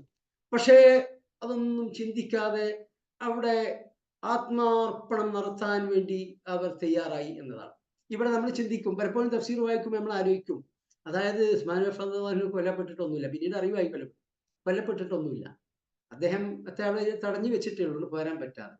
എന്നാ പിന്നെ എന്താണ് ഈ ബൈഅത്തുർ റിദ്വാന്റെ പ്രസക്തി? എന്താണ് ഇതിന് ഇത്ര വലിയ സ്ഥാനം? ഈ ബൈഅത്തുർ റിദ്വാനിൽ പങ്കെടുത്തവരെ കുറിച്ച് അല്ലാഹു തആല അവരെ എല്ലാം അല്ലാഹു തആല തൃപ്തിപ്പെട്ടിരിക്കുന്നു. പ്രത്യേക സ്ഥാനമാണ് സ്വഹാബികളുടെ ഇടയിൽ. അഷ്റഫുൽ മുബശ്ശിരീൻ എന്നൊക്കെ പറഞ്ഞ മാതിരിയാണ് ഈ ബൈഅത്തുൽ റിദ്വാനിൽ പങ്കെടുത്ത സ്വഹാബികള്, ബദറിൽ പങ്കെടുത്ത സ്വഹാബികള്. പ്രത്യേക ദർജയും പ്രത്യേക പദവിയും ഒക്കെയാണ് അവർക്കുള്ളത്. പിന്നെ എന്താണ് ഇപ്പൊ നടക്കാത്തൊരു കാര്യത്തിനല്ല ഇപ്പൊ ഈ പ്രതിജ്ഞ എന്നായിരിക്കും നമ്മൾ ചിന്തിക്കുന്നത്. ഇവിടുത്തെ വിഷയം ഉസ്മാൻ റളിയല്ലാഹു അൻഹു കൊല്ലപ്പെട്ടോ, അതിന്റെ പേരിൽ യുദ്ധം ഉണ്ടായോ എന്നല്ല. അതായത് അങ്ങേയറ്റത്തെ ത്യാഗത്തോടുകൂടി ജീവനും എല്ലാം ബലി അർപ്പിക്കേണ്ട ഒരു സിറ്റുവേഷൻ തൊട്ട മുമ്പിൽ വന്നു നിന്നിട്ടും അതിനൊന്നും അശേഷം പരിഭ്രമിക്കാതെ അള്ളാഹുവിന്റെ ദീനിന്റെ മാർഗത്തിൽ ആത്മാർപ്പണം നടത്താൻ അങ്ങേയറ്റത്തെ ആത്മാർത്ഥതയോടുകൂടി സന്നദ്ധരായി എന്നതാണ്. ഈ സന്നദ്ധതയാണ് അള്ളാഹുവിന്റെ പൊരുത്തം കരസ്ഥമാക്കാൻ കാരണമായി തീരുന്നത്. ഇപ്പൊ ബലിയെ കുറിച്ച് പറഞ്ഞു, ഉദ്ഹിയ്യത്ത് അറക്കൂല നമ്മള്.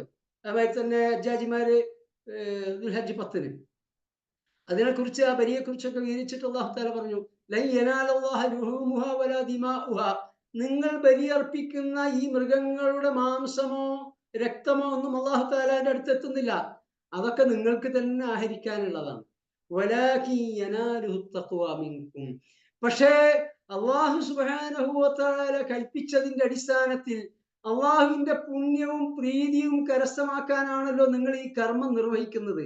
ആ നിങ്ങളുടെ തഖ്വ, നിങ്ങളുടെ ഹൃദയത്തിലുള്ള അള്ളാഹുവിനോടുള്ള ആ അനുസരണ മനോഭാവം, അള്ളാഹുവിന്റെ കൽപ്പനകൾ അനുസരിക്കാനുള്ള നിങ്ങളുടെ സന്നദ്ധത, ഇതാണ് അള്ളാഹുവിലേക്ക് എത്തുന്നത്. ഇവിടെയും അതാണ് കാര്യം. ഇവിടെ കൊല്ലപ്പെട്ടോ ഇല്ലേ, യുദ്ധം നടന്നോ ഇല്ലേ എന്നത് വിഷയമേ അല്ല. മറിച്ച് ആ സന്നിഗ്ധ ഘട്ടത്തിൽ അവർ പ്രകടിപ്പിച്ച ആ ജീവാർപ്പണ സന്നദ്ധത, ഇതാണ് അള്ളാഹുവിന്റെ തൃപ്തി കരസ്ഥമാക്കാൻ കാരണമാകുന്നത്. ഇതിന്റെ പേരിലാണ് അവർ അല്ലാഹു തആലയുടെ തൃപ്തി കരസ്ഥമാക്കിയത്. ഈ മഹാസംഭവം നടന്നത് അവിടെ വെച്ചാണ്. ഇനി ഒരൊറ്റ കാര്യം കൂടെ പറഞ്ഞുകൊണ്ട് ഇത് അവസാനിപ്പിക്കും. ഒരുപാട് നോട്ട്സ് ഒക്കെ എടുത്തിട്ടുണ്ടായിരുന്നെങ്കിലും അതിലേക്കൊന്നും കടക്കാൻ നിർവാഹമില്ല. അവസാനം ഉസ്മാൻ ബിൻ അഫ്ഫാൻ റളിയല്ലാഹു അൻഹു തിരിച്ചു വന്നു. അപ്പോ ഖുറൈശികള് പിന്നെ അതുവരെയുള്ള സ്റ്റാൻഡിൽ നിന്ന് ഒന്ന് അയഞ്ഞിട്ടുണ്ടായിരുന്നു. അതുവരെ ഒരു കാരണവശാലും ഇങ്ങോട്ട് പ്രവേശിപ്പിക്കൂല എന്നൊക്കെ പറഞ്ഞതിൽ നിന്ന് കുറച്ച് ഒന്ന് അവര് അയഞ്ഞിട്ടുണ്ടായിരുന്നു. അങ്ങനെ അവസാനം സുഹൈൽ ഇബ്നു അംർ ഇതിനെ ഖുറൈശികള് അയച്ചു. ഖുറൈശി തന്നെയാണ്. സുഹൈൽ ഇബ്നു അംർ എന്ന് പറയുന്ന ഖുറൈശി പ്രമുഖനെ നബി സല്ലല്ലാഹു അലൈഹി വസല്ലമയുമായി സംഭാഷണം നടത്താൻ വേണ്ടിയിട്ട് അയച്ചു. അങ്ങനെ ഹുദൈബിയയിൽ വെച്ച് അദ്ദേഹവുമായി സുദീർഘമായ സന്ധി സംഭാഷണം നടന്നു. അദ്ദേഹത്തിന്റെ നേതൃത്വത്തിലുള്ള ഒരു പ്രതിനിധി സംഘമാണ്. അങ്ങനെ അവസാനം ഈ വർഷം ഒരു കാരണവശാലും ഉംറ നിർവഹിക്കാൻ അനുവദിക്കൂല എന്നതിൽ ഖുറൈശികൾ ശഠിച്ചു നിന്നു. കാരണം അത് അറബികളുടെ മുമ്പിൽ തങ്ങൾ ഒരു മോശക്കാരായിത്തീരും, പോയത്തക്കാരായിത്തീരും. അവര് നിരന്തര യുദ്ധം ചെയ്തുകൊണ്ടിരുന്ന അവര് ഞങ്ങളുടെ മുൻപാകെ വന്നിട്ട് പിന്നെ അങ്ങോട്ട് ഉംറ നിർവഹിച്ച് പോവാന്ന് പറഞ്ഞാല് അവരുടെ ദുരഭിമാനം അതിന് അവരെ അനുവദിച്ചില്ല. മറിച്ച് അവർ പറഞ്ഞു, ഈ വർഷം നിങ്ങൾ തിരിച്ചു പോകണം ഉംറ നിർവഹിക്കാതെ, എന്നിട്ട് അടുത്ത വർഷം ഉംറ നിർവഹിക്കാം. പക്ഷെ ആര് ഇപ്പോൾ നബിയോടൊപ്പം വന്ന ഈ 1400 പേർ മാത്രം, അതിലേറെ ആരുണ്ടാവാൻ പാടില്ല. എന്നിട്ടോ 3 ദിവസം മാത്രമേ മക്കയിൽ തങ്ങാൻ പാടൂ. 3 ദിവസം കഴിഞ്ഞാൽ തിരിച്ചു പോകണം. ഇതാണ് ഈ ഹുദൈബിയയിൽ നടന്ന സംഭാഷണത്തിലെ മുഖ്യമായ അവരുടെ ഒരു നിർദ്ദേശം. വേറെ 3 നിർദ്ദേശങ്ങൾ കൂടി ഉൾക്കൊള്ളുന്ന 4 നിർദ്ദേശങ്ങളുള്ള ഒരു സന്ധി അവിടെ വെച്ചുണ്ടാക്കി. ഇതിനാണ് ചരിത്ര പ്രസിദ്ധമായ ഹുദൈബിയ സന്ധി എന്ന് പറയും. ആ കരാറ് പ്രത്യക്ഷത്തിൽ ഒരു കീഴ്പ്പെടലായിരുന്നു. ഒരു എന്താ പറയാ, ശത്രുക്കളുടെ മുൻപിൽ കീഴടങ്ങുന്ന ഒരു സംഗതിയായിരുന്നു. അതുകൊണ്ട് തന്നെ സഹാബികൾക്കൊന്നും അത് ഉൾക്കൊള്ളാൻ സാധിച്ചില്ല. അവരങ്ങേയറ്റത്തെ മനോവിഷമത്തിലായി തീർന്നു. എന്തൊക്കെയാണ് ആ വ്യവസ്ഥ? 4 മുഖ്യ വ്യവസ്ഥകളാണ്. ഒന്ന്, ഈ വർഷം ഉംറ നിർവഹിക്കാതെ തിരിച്ചു പോവുക. അടുത്ത വർഷം ഈ ആളുകൾക്ക് വരാം 3 ദിവസം മക്കയിൽ തങ്ങാം, പിന്നെ തിരിച്ചു പോകാം. രണ്ടാമത്തേത് 10 വർഷക്കാലത്തേക്ക് ഖുറൈശികളും മുസ്ലിങ്ങളും തമ്മിൽ യുദ്ധം ഉണ്ടാവില്ല. ഒരു 10 വർഷത്തെ യുദ്ധമില്ല കരാർ. മൂന്നാമത്തേത് മക്കയിൽ നിന്ന് ആരെങ്കിലും ഇസ്ലാം സ്വീകരിച്ച് മദീനയിൽ വന്നാൽ അവരെ മക്കയിലേക്ക് തിരിച്ചയക്കും. അവരെ കുടുംബക്കാർ ആവശ്യപ്പെടുമ്പോൾ തിരിച്ചയക്കും. എന്നാൽ മദീനയിൽ നിന്ന് ആരെങ്കിലും മക്കയിൽ വന്നാൽ അവരെ തിരിച്ചയക്കൂല. ഇതായിരുന്നു ഒന്ന്. പിന്നെ വേറൊരു വ്യവസ്ഥ എന്തായിരുന്നു വെച്ചാല് മുസ്ലിങ്ങൾക്കും ഖുറൈശികൾക്കും അറേബ്യയിലെ മറ്റു ഗോത്രങ്ങളുമായി യഥേഷ്ടം സഖ്യത്തിൽ ഏർപ്പെടാൻ സ്വാതന്ത്ര്യം ഉണ്ടായിരിക്കും. ഇങ്ങനെ 4 വ്യവസ്ഥകളുള്ള കരാർ അംഗീകരിച്ചു.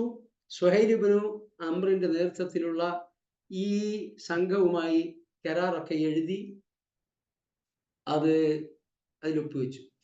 ഈ കരാർ എഴുതിക്കൊണ്ടിരിക്കുമ്പോൾ തുടക്കത്തിൽ ബിസ്മില്ലാഹിർ റഹ്മാനിർ റഹീം എന്നാണ് നബി സല്ലല്ലാഹു അലൈഹി വസല്ലം എഴുതാൻ പറഞ്ഞത്. അപ്പോ അത് ഇവര് കൂട്ടാക്കിയില്ല, ഖുറൈശി സംഘം. ഈ റഹ്മാൻ റഹീം എന്നൊന്നും പറഞ്ഞാൽ നമുക്ക് അറിയില്ല. അത് അംഗീകരിക്കുകയാണെന്നുണ്ടെങ്കിൽ നിങ്ങൾ പറഞ്ഞ ഈ അള്ളാഹുവിൽ അംഗീകരിക്കുകയാണെന്നുണ്ടെങ്കിൽ പിന്നെ നമ്മളാണ് മുസ്ലിങ്ങളാവില്ലേ, അത് പറ്റില്ല എന്ന് പറഞ്ഞു. ബിസ്മില്ലാഹിർ റഹ്മാനിർ റഹീം എന്ന് പോലും എഴുതാൻ സമ്മതിച്ചില്ല. അതുമായി തന്നെ മുഹമ്മദ് റസൂൽ, അള്ളാഹുവിന്റെ റസൂൽ എന്ന് എഴുതാൻ സമ്മതിച്ചില്ല. മുഹമ്മദ് റസൂൽ, അള്ളാഹുവിന്റെ റസൂൽ അംഗീകരിച്ച പിന്നെ പ്രശ്നം തീർന്നില്ല നമ്മൾ തമ്മിൽ. അത് അംഗീകരിക്കില്ല. മുഹമ്മദ് ഇബ്നു അബ്ദില്ലാ, അബ്ദുല്ലായുടെ മകൻ മുഹമ്മദ് എന്ന് എഴുതാൻ പറഞ്ഞു. അപ്പോ സഹാബികൾക്ക് തീരെ സഹിച്ചില്ല. റസൂലുള്ള എന്നത് വെട്ടാന് തീരെ അവർക്ക് സഹിച്ചില്ല. പക്ഷേ നബി സല്ലല്ലാഹു അലൈഹി വസല്ലം അതും അംഗീകരിച്ചു. അങ്ങനെ ഈ 4 കരാറുകൾ, 4 വ്യവസ്ഥകളുള്ള ഒരു കരാർ ഹുദൈബിയയിൽ വെച്ച് ഒപ്പുവെച്ചു. ആ ഒപ്പുവെച്ച സ്ഥലമാണ് ഇപ്പോൾ ഇങ്ങനെ ഭിത്തി കൊണ്ട് സംരക്ഷിച്ചിട്ടുണ്ട്. ഹജ്ജിനും ഉംറയ്ക്കും പോകുന്നവര് അവിടെ സന്ദർശിക്കാൻ മറക്കരുത് എന്ന് ഓർമ്മിപ്പിക്കുകയാണ്. ഇങ്ങനെ ഇഹ്റാമിൽ പ്രവേശിച്ചു കഴിഞ്ഞാൽ അതിൽ നിന്ന് തഹല്ലുലാവണം. അപ്പോ ബലിയർപ്പിക്കണം. ബലി മൃഗങ്ങളെ കൊണ്ടുവന്നത്, അതുമായി തന്നെ തല മുണ്ഡനം ചെയ്യുകയും വേണം. നബി സല്ലല്ലാഹു അലൈഹി വസല്ലം സഹാബികളോട് അവിടെ വെച്ച് തന്നെ ബലിയർപ്പിക്കാനും തല മുണ്ഡനം ചെയ്യാനും കൽപ്പിച്ചുവെങ്കിലും ആരും അനങ്ങിയില്ല. എല്ലാവരും നിസ്സംഗരായി. കാരണം അങ്ങേയറ്റത്തെ നേരത്തെ നമ്മൾ പറഞ്ഞില്ലേ, അവർക്ക് മക്കയുമായുള്ള ആ ആത്മബന്ധം അതൊക്കെ ഉണ്ടായി. വർഷങ്ങൾക്ക് ശേഷം 6 കൊല്ലമായി അവിടുന്ന് ഹിജറ ചെയ്ത് വന്നിട്ട് ഒന്ന് കാണാനുള്ള ആഗ്രഹത്തോടു കൂടി തങ്ങളുടെ വീടും പെരയും വസ്തുവകളൊക്കെ ഉള്ള നാട്ടിലേക്ക് പോണത്. അങ്ങേയറ്റത്തെ ആഗ്രഹത്തോടു കൂടി വന്നതാണ്. എന്നിട്ട് ഇവിടുന്ന് വഴിയിൽ നിന്ന് തിരിച്ചു പോകാന്ന് പറഞ്ഞാൽ അവർക്ക് ഉൾക്കൊള്ളാൻ സാധിച്ചില്ല. ഈവൻ ഉമർ ഇബ്നുൽ ഖത്താബ് റളിയല്ലാഹു അൻഹുവിന് പോലും ഉൾക്കൊള്ളാൻ സാധിച്ചില്ല. അപ്പൊ നബി സല്ലല്ലാഹു അലൈഹി വസല്ലമയോട് ഇവർ ചോദിച്ചു, അപ്പൊ നബിയെ താങ്കൾ സ്വപ്നം കണ്ടതല്ലേ? അപ്പൊ നബി സല്ലല്ലാഹു അലൈഹി വസല്ലം പറഞ്ഞു, ഞാൻ സ്വപ്നം കണ്ടത് എന്ന് ശരിയാണ്, പക്ഷെ അത് ഈ വർഷം തന്നെയാണ് എന്ന് സ്വപ്നത്തിലില്ലല്ലോ. ഈ വർഷം തന്നെയാണ് നിർഭയരായി ആ ഉംറ നിർവഹിക്കുന്നത് എന്ന് സ്വപ്നത്തിൽ ഇല്ലല്ലോ എന്ന് നബി സല്ലല്ലാഹു അലൈഹി വസല്ലം പറഞ്ഞു. അങ്ങനെ ഇവര് ഒന്നും കൂട്ടാക്കുന്നില്ല, ബലി അറക്കുന്നില്ല, മുടി മുറിക്കാൻ കൂട്ടാക്കുന്നില്ല. നബി സല്ലല്ലാഹു അലൈഹി വസല്ലമയുടെ നുബുവത്തിൽ ആദ്യമായിട്ടാണ് അങ്ങനത്തെ ഒരു അനുഭവം. അപ്പോൾ നബി സല്ലല്ലാഹു അലൈഹി വസല്ലം അന്ന് കൂടെ ഉണ്ടായിരുന്നത് ഉമ്മു സലമ റളിയല്ലാഹു അൻഹയാണ്. നബി സല്ലല്ലാഹു അലൈഹി വസല്ലം യുദ്ധത്തിന് പോവുകയാണെങ്കിലും ഹജ്ജിന് പോവുകയാണെങ്കിലും എങ്ങോട്ട് യാത്ര പോവുകയാണെങ്കിലും ഏതെങ്കിലും ഒരു ഭാര്യയെ കൂട്ടുമായിരുന്നു. അതാരെയാണ് കൂട്ടേണ്ടത് എന്ന് തീരുമാനിക്കുന്നത് നറുക്കെടുപ്പിലൂടെയാണ്. ഇപ്രാവശ്യം ഉമ്മു സലമ റളിയല്ലാഹു അൻഹയ്ക്കാണ് നറുക്ക് കിട്ടിയത്. ഉമ്മു സലമ റളിയല്ലാഹു അൻഹയാണ് കൂടെ ഉണ്ടായിരുന്നത്. അവരോട് നബി സല്ലല്ലാഹു അലൈഹി വസല്ലം തന്റെ ഈ വിഷമം പറഞ്ഞു. ഇവരൊന്നും ഇത് കേൾക്കുന്നില്ലല്ലോ. അപ്പോ ഉമ്മു സലമ റളിയല്ലാഹു അൻഹ നബി സല്ലല്ലാഹു അലൈഹി വസല്ലമയോട് പറഞ്ഞു, ഇതൊക്കെ സ്ത്രീകള് പ്രത്യേകം നോട്ട് ചെയ്യേണ്ടതാണ്, മനസ്സിലാക്കേണ്ടതാണ്. നബിയെ താങ്കൾ പോയിട്ട് ബലി അർപ്പിച്ചിട്ട് തല മുണ്ഡനം ചെയ്യാം, എന്നാ പിന്നെ അവരും അങ്ങ് ചെയ്തോളൂ എന്ന് പറഞ്ഞു. നബി സല്ലല്ലാഹു അലൈഹി വസല്ലം ഉമ്മു സലമ റളിയല്ലാഹു അൻഹയുടെ വാക്ക് കേട്ടിട്ട് പോയിട്ട് ബലി അർപ്പിച്ചു, തല മുണ്ഡനം ചെയ്തു. അതോടുകൂടി എല്ലാ സ്വഹാബികളും അത് ഫോളോ ചെയ്യും. അപ്പോ ആണുങ്ങള് ജീവിതത്തിന്റെ പുറംപോക്കുകളിൽ പല പല ടെൻഷനുകളോടുകൂടി വീട്ടിലേക്ക് കയറി വന്നിട്ട് അവരുടെ വിഷമം പറയുമ്പോൾ സമാശ്വാസ വചനങ്ങളാണ് ഭാര്യമാരിൽ നിന്ന് ലഭിക്കേണ്ടത്. ഖദീജത്തുൽ കുബ്ര റളിയല്ലാഹു അൻഹ അതിന്റെ ഏറ്റവും വലിയ മാതൃകയായിരുന്നു. നുബുവത്ത് കിട്ടി ആദ്യത്തെ വഹി ലഭിച്ച് ഓടി വന്നത് ഖദീജ റളിയല്ലാഹു അൻഹ. ആ സന്ദർഭത്തിൽ ഖദീജ റളിയല്ലാഹു അൻഹ പറഞ്ഞ വാക്കുകൾ ചരിത്രത്തിന്റെ തങ്കലിപികളിൽ രേഖപ്പെടുത്തിയിട്ടുണ്ട്. അതേപോലെയുള്ള ഒരു അനുഭവമാണ് നബി സല്ലല്ലാഹു അലൈഹി വസല്ലമയുടെ ഉമ്മുൽ മുഅ്മിനീൻ ഉമ്മു സലമ റളിയല്ലാഹു അൻഹയിൽ നിന്നുണ്ടായത്. അങ്ങനെ എല്ലാവരും അത് ഫോളോ ചെയ്തു. അങ്ങനെ തിരിച്ച് യാത്ര ചെയ്യുമ്പോൾ ഈ സൂറത്തുൽ ഫത്ഹ് അവതരിച്ചു. ഇന്നാ ഫതഹ്നാ ലക ഫതഹൻ മുബീനാ. തീർച്ചയായും നാം താങ്കൾക്കിതാ ഒരു വമ്പിച്ച വിജയം പ്രദാനം ചെയ്തിരിക്കുന്നു. അപ്പൊ എല്ലാവരും ഒരു പരാജയം, കീഴടങ്ങൽ എന്ന് വിലയിരുത്തിയ ഈ ഹുദൈബിയ സന്ധി അതൊരു വമ്പിച്ച വിജയമാണ് എന്ന് പറഞ്ഞുകൊണ്ടാണ് ഈ സൂറത്ത് തന്നെ അവതരിക്കുന്നത്. എന്നിട്ട് എന്തൊക്കെയാണ് വിജയങ്ങൾ എന്ന് അല്ലാഹു സുബ്ഹാനഹു വ തആല സൂറത്തിൽ തുടർന്ന് പറയുന്നുണ്ട്. ആ വിജയങ്ങളിൽ ഏതാനും സംഗതികൾ മാത്രം ഒന്ന് സൂചിപ്പിച്ചുകൊണ്ട് നമ്മുടെ ഈ ക്ലാസ് ഇവിടെ അവസാനിപ്പിക്കുക. ഒന്ന്, 10 വർഷത്തേക്കുള്ള യുദ്ധമില്ലാ കരാറ് ഒപ്പുവെച്ചതോടുകൂടി പിന്നീട് മദീനക്കെതിരെ പുറത്തു നിന്നുള്ള ഒരാക്രമണം ഭയപ്പെടാനില്ലാത്ത അവസ്ഥ ഉണ്ടായി. ഹിജ്റ ചെയ്തു വന്ന് 6 വർഷമായെങ്കിലും നബി സല്ലല്ലാഹു അലൈഹി വസല്ലമയ്ക്ക് അറേബ്യയുടെ വിവിധ ഭാഗങ്ങളിൽ ദീന്റെ സന്ദേശം എത്തിക്കാൻ സാധിച്ചിരുന്നില്ല. നബി അറേബ്യയിലേക്ക് നിയോഗിക്കപ്പെട്ട പ്രവാചകനല്ല. നബി സല്ലല്ലാഹു അലൈഹി വസല്ലം ലോകത്തുടനീളമുള്ള സർവ ജനങ്ങൾക്കുമുള്ള പ്രവാചകനാണ്. അങ്ങോട്ടൊന്നും എത്തിക്കാൻ സാധിച്ചിട്ടുണ്ടായിരുന്നില്ല. ഈ യുദ്ധവും അതിനുവേണ്ടിയുള്ള ഒരുക്കങ്ങളും അതില് പിന്നെ കൊല്ലപ്പെടുന്നവരുടെയും മറ്റും പ്രശ്നങ്ങളും ഒക്കെ ആയിട്ട് നബി സല്ലല്ലാഹു അലൈഹി വസല്ലം കെട്ടിമറിയുകയായിരുന്നു. എന്ന് മാത്രമല്ല, ഈ സമൂഹത്തിന്റെ ഇസ്ലാമികമായ സംസ്കരണത്തിൽ ശ്രദ്ധ കേന്ദ്രീകരിക്കാൻ സാധിച്ചിട്ടുണ്ടായിരുന്നില്ല. എന്നാൽ ഈ യുദ്ധമില്ലാ കരാർ ഒപ്പുവെച്ചതോടുകൂടി അവിടെ ഉത്ഭൂതമായ സമാധാന അന്തരീക്ഷം ഉപയോഗപ്പെടുത്തിക്കൊണ്ട് നബി സല്ലല്ലാഹു അലൈഹി വസല്ലം വിവിധ അറബ് ഗോത്രങ്ങളിലേക്ക് ദാഴികളെ പറഞ്ഞയച്ചു. അതുപോലെ തന്നെ അന്നത്തെ ഭരണാധികാരികൾക്കൊക്കെ സഹാബികളുടെ കൈവശം കത്തുകൾ കൊടുത്തയച്ചു. അങ്ങനെ വളരെ പെട്ടെന്ന് ലോകത്തിന്റെ വിവിധ ഭാഗങ്ങളിൽ ഇസ്ലാമിന്റെ സന്ദേശം ചെന്നെത്തി. ഇത് ഈ ഹുദൈബിയ സന്ധി മുഖേന അല്ലാഹു തആല നൽകിയ വമ്പിച്ച ഒരു വിജയമാണ്. കൂടാതെ ഈ മദീനയെ പരിപൂർണമായി അവിടുത്തെ സംസ്കരണത്തിൽ കേന്ദ്രീകരിക്കാൻ സാധിച്ചു. അതുമായി തന്നെ ഇസ്ലാമിലെ വിധിവിലക്കുകൾ അത് നടപ്പാക്കാനും അങ്ങനെ സമൂഹത്തെ ഇസ്ലാമിക വ്യവസ്ഥയ്ക്ക് കീഴിൽ നിയമചട്ടക്കൂടിനും കീഴിൽ കൊണ്ടുവരാനും അത് മുഖേന സാധിച്ചു. ഇങ്ങനെ വമ്പിച്ച ഫലം അത് മുഖേന ഉണ്ടായിത്തീർന്നു. കൂടാതെ പിറ്റേ വർഷം ഹിജ്റ 7-ാം വർഷം ഉംറ നിർവഹിക്കാൻ വേണ്ടി ആ കരാർ പ്രകാരം നബിയും സ്വഹാബികളും പുറപ്പെട്ടു. അന്നുള്ള അതേ സംഘം, അതേ ഉമ്മു സലമ റളിയല്ലാഹു അൻഹയാണ് നബി സല്ലല്ലാഹു അലൈഹി വസല്ലമയോടൊപ്പം ഉള്ളത്. അങ്ങനെ അവർ നിർഭയരായി മസ്ജിദുൽ ഹറാമിൽ പ്രവേശിച്ചു, ഉംറ നിർവഹിച്ചു. അപ്പോ ഖുറൈശികളൊക്കെ ഈ കഅബയ്ക്ക് ചുറ്റുമാണ് ഖുറൈശി വീടുകൾ ഉണ്ടായിരുന്നത്. അത് കണ്ടു നിൽക്കാനുള്ള കെൽപ്പില്ലാത്തത് കൊണ്ട് അവരൊക്കെ പർവ്വതങ്ങളിലേക്ക് പിൻവാങ്ങിയിട്ടുണ്ടായിരുന്നു. സ്ത്രീകളും കുട്ടികളും മാത്രമാണ് വീടുകളിൽ ഉണ്ടായിരുന്നത്. എന്ന് മാത്രമല്ല, പിൻവാങ്ങിയവരിൽ തന്നെ ചിലര് ഈ ഹറമിന്റെ ചുറ്റും പർവ്വതങ്ങളാണല്ലോ, അവിടുന്ന് ഇങ്ങനെ വല്ല ഒളിഞ്ഞു നോക്കുന്നൊക്കെ ഉണ്ടായിരുന്നു. അങ്ങനെ ഇവരിങ്ങനെ നോക്കിക്കൊണ്ടിരിക്കെ ശുഭ്രവസ്ത്രധാരികളായ 1400 സഹാബികളോടൊപ്പം നബി സല്ലല്ലാഹു അലൈഹി വസല്ലം അങ്ങനെ തവാഫ് ചെയ്യണം. അപ്പോഴാണ് നബി സല്ലല്ലാഹു അലൈഹി വസല്ലം ആ തവാഫിൽ, ഉംറയുടെ തവാഫിൽ ഈ ഇൽത്തിബാൾ എന്ന് പറഞ്ഞൊരു സംഗതി നടപ്പാക്കിയത്. ഇൽത്തിബാൾ എന്ന് പറഞ്ഞാല് ഈ പിന്നെ ഇസാർ, റിദ, ഇങ്ങനെ 2 മുണ്ടുകളാണ് ഉണ്ടാവുക. ഒന്ന് അരയുടുപ്പ്, വേറൊന്ന് റിദ, മേൽമുണ്ട്. ഈ മേൽമുണ്ട് ഇങ്ങനെ പുതക്കുന്നതിന് പകരം ഈ തവാഫ് ചെയ്യുമ്പോൾ ഈ വലത്തെ കൈയിന്റെ ഈ ഭാഗം ഉണ്ടല്ലോ, ഇത് തുറന്നിട്ടുകൊണ്ട് അടി കൂടെ ആയിരിക്കും മേൽമുണ്ട് ധരിക്കുക. അതെന്തിനു വേണ്ടിയിട്ടാണെന്നറിയോ? ഈ മസിൽ പവർ ഇങ്ങനെ കാണാൻ വേണ്ടിയിട്ടാണ്. കാരണം ശത്രുക്കൾ ഇങ്ങനെ ഒളിഞ്ഞു നോക്കുന്നുണ്ട് 4 ഭാഗത്ത്. അപ്പൊ ഇസ്ലാം എന്ന് പറഞ്ഞാല് ശക്തിയുടെ മതം കൂടിയാണ് എന്ന ഒരു സന്ദേശമാണ് ഇതിലുള്ളത്. ഇൽത്തിബാൾ, ഇതൊക്കെ മനസ്സിൽ വെച്ചുകൊണ്ട് വേണം നമ്മൾ ഈ ഇൽത്തിബാ ഒക്കെ ചെയ്തിട്ട് കഅബ ഇങ്ങനെ തവാഫ് ചെയ്യാൻ. അപ്പോഴാണ് ഇസ്ലാം എന്നാൽ എന്താണ് എന്ന ശരിയായ ഒരു ഒരു ഉൾക്കാഴ്ച നമുക്ക് ഉണ്ടായിത്തീരും. എന്ന് മാത്രമല്ല, ആ തവാഫിൽ ആദ്യത്തെ 3 റൗണ്ട് കുറച്ച് ചടുലമായിട്ട് നടക്കണം എന്നാ. കണ്ടില്ലേ? ഇസ്ലാം എന്ന് പറഞ്ഞാൽ പാപത്താന്മാരുടെ ദീനല്ല. ഇസ്ലാം എന്ന് പറഞ്ഞാൽ നല്ല ചുറുചുറുക്കുള്ള, ചോരത്തിളപ്പുള്ള, എന്തിനും പോന്ന, എന്തിനും സന്നദ്ധതയുള്ള, മസിൽ പവറുള്ളവരുടെ മതമാണെന്ന് കാണിച്ചു കൊടുക്കാനാണ് കാണിച്ചത്. ഇതൊക്കെ ഫിഖഹിന്റെ കിതാബുകളിൽ രേഖപ്പെടുത്തിയതാ ഈ സംഗതികളൊക്കെ. അങ്ങനെ തവാഫ് ചെയ്തു, സഈ ചെയ്തു.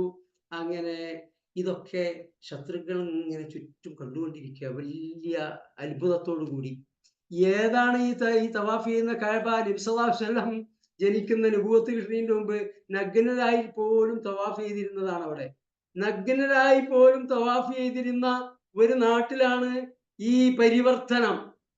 ഇതൊക്കെ ജാഹിലിയത്തിൽ ജീവിച്ചവർക്കാണ് ശരിക്ക് ഇതിന്റെ മഹത്വം കൂടുതൽ കാണാനും മനസ്സിലാക്കാനും സാധിക്കുക. അങ്ങനെ സത്യത്തിൽ നബി സല്ലല്ലാഹു അലൈഹി വസല്ലം 2-3 ദിവസം നബിയും സ്വഹാബികളും പരസ്പരമുള്ള ആ സഹോദര്യം, നബിയുടെ കൽപ്പനയ്ക്ക് വേണ്ടി ചെവിയോർക്കുന്ന സ്വഹാബി സമൂഹം, അപ്പടം അക്ഷരം പ്രതി ആ നബിയുടെ ചൊൽപ്പടിക്കനുസരിച്ച് അവർ പ്രവർത്തിക്കുന്നത്, അവരുടെ പരസ്പരമുള്ള സ്നേഹം, സഹോദര്യം, ഇതെല്ലാം ഇങ്ങനെ കാണുകയാണ് മക്കൾ. ഈ സന്ദർഭത്തിൽ തന്നെ ശരിക്കു പറഞ്ഞാൽ അവരുടെ മനസ്സുകളിലൊക്കെ ഇസ്ലാം കുടിയേറിയിട്ടുണ്ടായിരുന്നു, കുടി പാർത്തിട്ടുണ്ടായിരുന്നു. അങ്ങനെ 3 ദിവസം കഴിഞ്ഞ്, ഈ 3 ദിവസത്തിനുള്ളിലാണ് നബി സല്ലല്ലാഹു അലൈഹി വസല്ലം ജീവിതത്തിൽ അവസാനമായി ചെയ്ത വിവാഹം. ഹിജ്റ 7-ാം വർഷം. ഉംറത്തുൽ ഖളാ എന്നാണ് ഇതിന് പേര്. കാരണം കഴിഞ്ഞ കൊല്ലം വന്നിട്ട് നിർവഹിക്കാൻ കഴിയാതെ 2ാമത് ഖളാ വിട്ട ഉംറത്തുൽ ഖളാ, ഹിജ്റ 7-ാം വർഷം. ഈ സന്ദർഭത്തിൽ നബി സല്ലല്ലാഹു അലൈഹി വസല്ലം അവിടെ മക്കയിൽ നിന്ന് ഒരു വിവാഹം ചെയ്തു. നബി സല്ലല്ലാഹു അലൈഹി വസല്ലമയുടെ വിവാഹത്തിന്റെ ഒക്കെ ഒരുപാട് ഉദ്ദേശങ്ങൾ ഉണ്ടായിരുന്നു. ഈ വിവാഹം ചെയ്യുന്നത് ആരെന്ന് വെച്ചാൽ ഈ ഖാലിദ് ബിൻ വലീദ് റളിയല്ലാഹു അൻഹുവിന്റെ ഒക്കെ എളാമാനെയാണ് ഈ വിവാഹം ചെയ്യുന്നത്, മൈമൂന റളിയല്ലാഹു അൻഹ. എന്ന് മാത്രമല്ല, അബ്ബാസ് റളിയല്ലാഹു അൻഹു ഇസ്ലാം സ്വീകരിച്ചില്ല. അബ്ബാസ് റളിയല്ലാഹു അൻഹുവിന്റെ ഭാര്യയുടെ അനുജത്തിയാണ് ഈ പറഞ്ഞ മൈമൂന റളിയല്ലാഹു അൻഹ. അങ്ങനെ ഒരുപാട് അന്ന് ഇസ്ലാം സ്വീകരിച്ചിട്ടില്ലാത്ത പ്രമുഖരായ പലരുടെയും വളരെ ക്ലോസ് റിലേറ്റീവ് കൂടിയാണ്. അപ്പോ മൊത്തത്തില് ഇസ്ലാം അവരുടെ ഹൃദയത്തിലേക്ക് പ്രവേശിക്കുന്ന ഒരു അന്തരീക്ഷം, കൂട്ടത്തിൽ അവരുടെ ക്ലോസ് റിലേറ്റീവ് പെട്ട ഒരാളെ നബി സല്ലല്ലാഹു അലൈഹി വസല്ലം വിവാഹം ചെയ്യുക കൂടി ചെയ്തു. ഇതൊക്കെ ശരിക്കും പറഞ്ഞാൽ ഒരു മഞ്ഞുരുക്കം കൂടി ലക്ഷ്യം വെച്ചുകൊണ്ടാണ് നബി സല്ലല്ലാഹു അലൈഹി വസല്ലം ഇത് നിർവഹിച്ചിട്ടുള്ളത്. അങ്ങനെ പിന്നെ വിവാഹം ചെയ്തു. നബി സല്ലല്ലാഹു അലൈഹി വസല്ലം ഖുറൈശികളോട് ചോദിച്ചു, നിങ്ങൾക്കൊക്കെ ഒരു വിവാഹ സദ്യ നൽകാൻ വേണ്ടിയിട്ടാണ്, കുറച്ച് ദിവസം കൂടെ ഞങ്ങൾ ഇവിടെ തങ്ങട്ടെ എന്ന് ചോദിച്ചു. സമ്മതിച്ചില്ല. പെട്ടെന്ന് വിട്ടോണം സ്ഥലം. കാരണം അവർക്ക് മനസ്സിലായിട്ടുണ്ടായിരുന്നു ഈ 3 ദിവസം കൊണ്ട് തന്നെ ഖുറൈശികളിലാകെ പിന്നെ ഇളക്കണ്ടായിട്ടുണ്ട്. കുറച്ച് ദിവസം കൂടെ നബിയും സ്വഹാബികളും മക്കയിൽ തങ്ങിക്കഴിഞ്ഞാല് സംഗതി പിന്നെ ഈ ഇത്രയും കാലം അവര് പ്രവർത്തിച്ച ഇസ്ലാം വിരുദ്ധ പ്രവർത്തനങ്ങൾ മുഴുവൻ വെള്ളത്തിലാവും എന്ന് അവർക്ക് ബോധ്യപ്പെട്ടിട്ടുണ്ടായിരുന്നു. 3 ദിവസത്തിൽ കൂടുതൽ തങ്ങാൻ സമ്മതിച്ചില്ല. അങ്ങനെ നബി സല്ലല്ലാഹു അലൈഹി വസല്ലം അവിടുന്ന് പുറപ്പെട്ടു. അങ്ങനെ ഈ മൈമൂന റളിയല്ലാഹു അൻഹയെ അങ്ങോട്ട് മക്കയുടെ പുറത്ത് ശരീഫ എന്ന് പറയുന്ന സ്ഥലത്ത് നബി തമ്പടിച്ചു.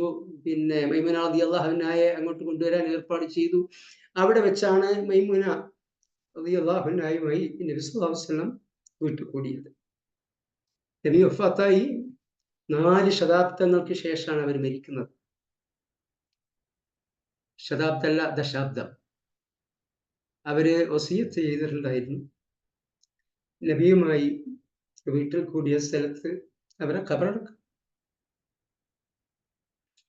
അങ്ങനെ മരണശേഷം അവരെ അവിടെ ഖബറടക്കി. ആ ഖബറിടമൊക്കെ ഹജ്ജ് നവംബറൊക്കെ പോകുമ്പോൾ സാധിക്കുന്നവർ സന്ദർശിക്കും.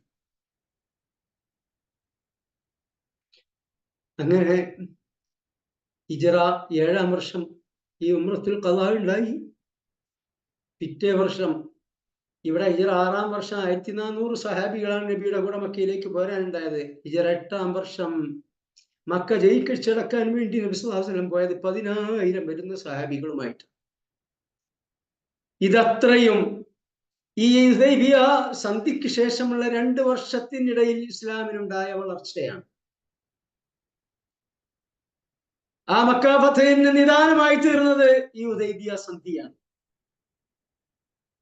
അപ്പോൾ പ്രത്യക്ഷത്തിൽ കീഴടങ്ങൽ എന്ന് തോന്നുന്ന കരാർ വമ്പിച്ച വിജയമാണെന്ന് അല്ലാഹു സുബ്ഹാനഹു വ തആല മടക്കയാത്രയിൽ ഖുർആൻ അവതരിപ്പിച്ചു.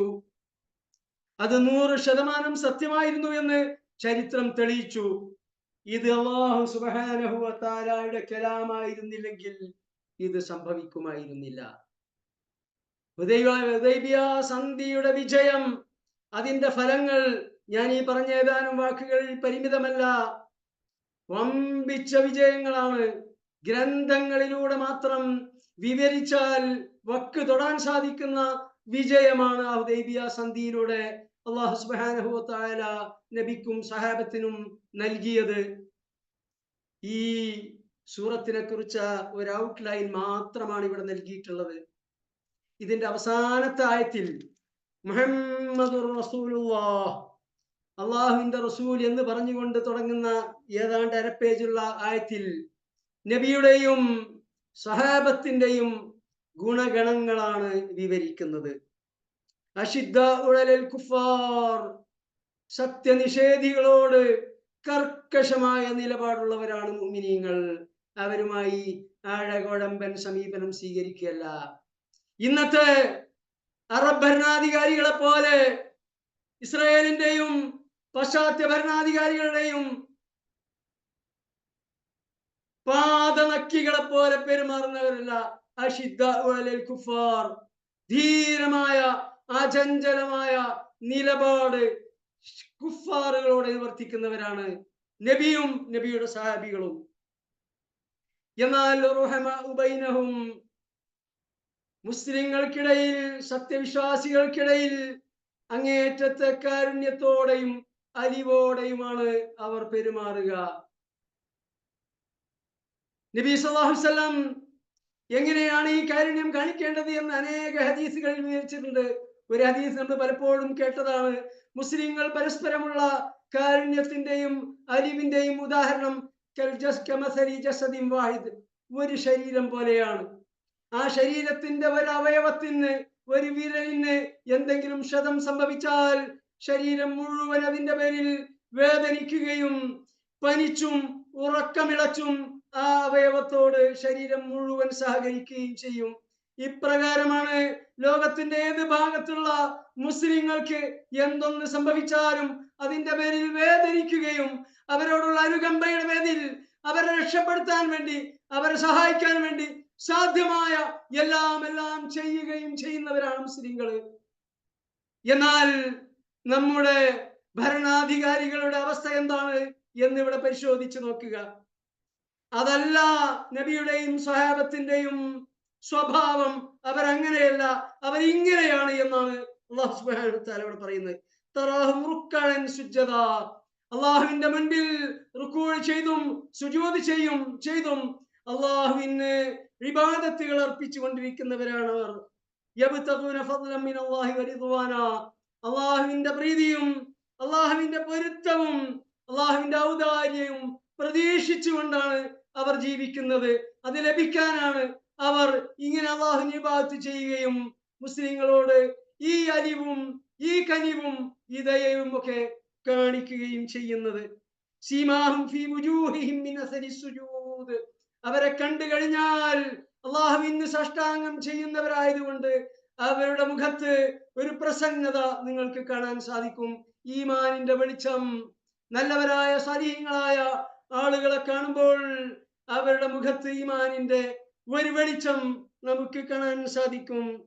ദാലിക മസലുഹും ഫിത് തൗറാത്ത്, ഈ നബിയെ കുറിച്ചും സഹാബികളെ കുറിച്ചും തൗറാത്തിലും ഇഞ്ചീലിലും അല്ലാഹു തആല ഈ ഉപമ ആദ്യമേ തന്നെ വിവരിച്ചിട്ടുണ്ടായിരുന്നു.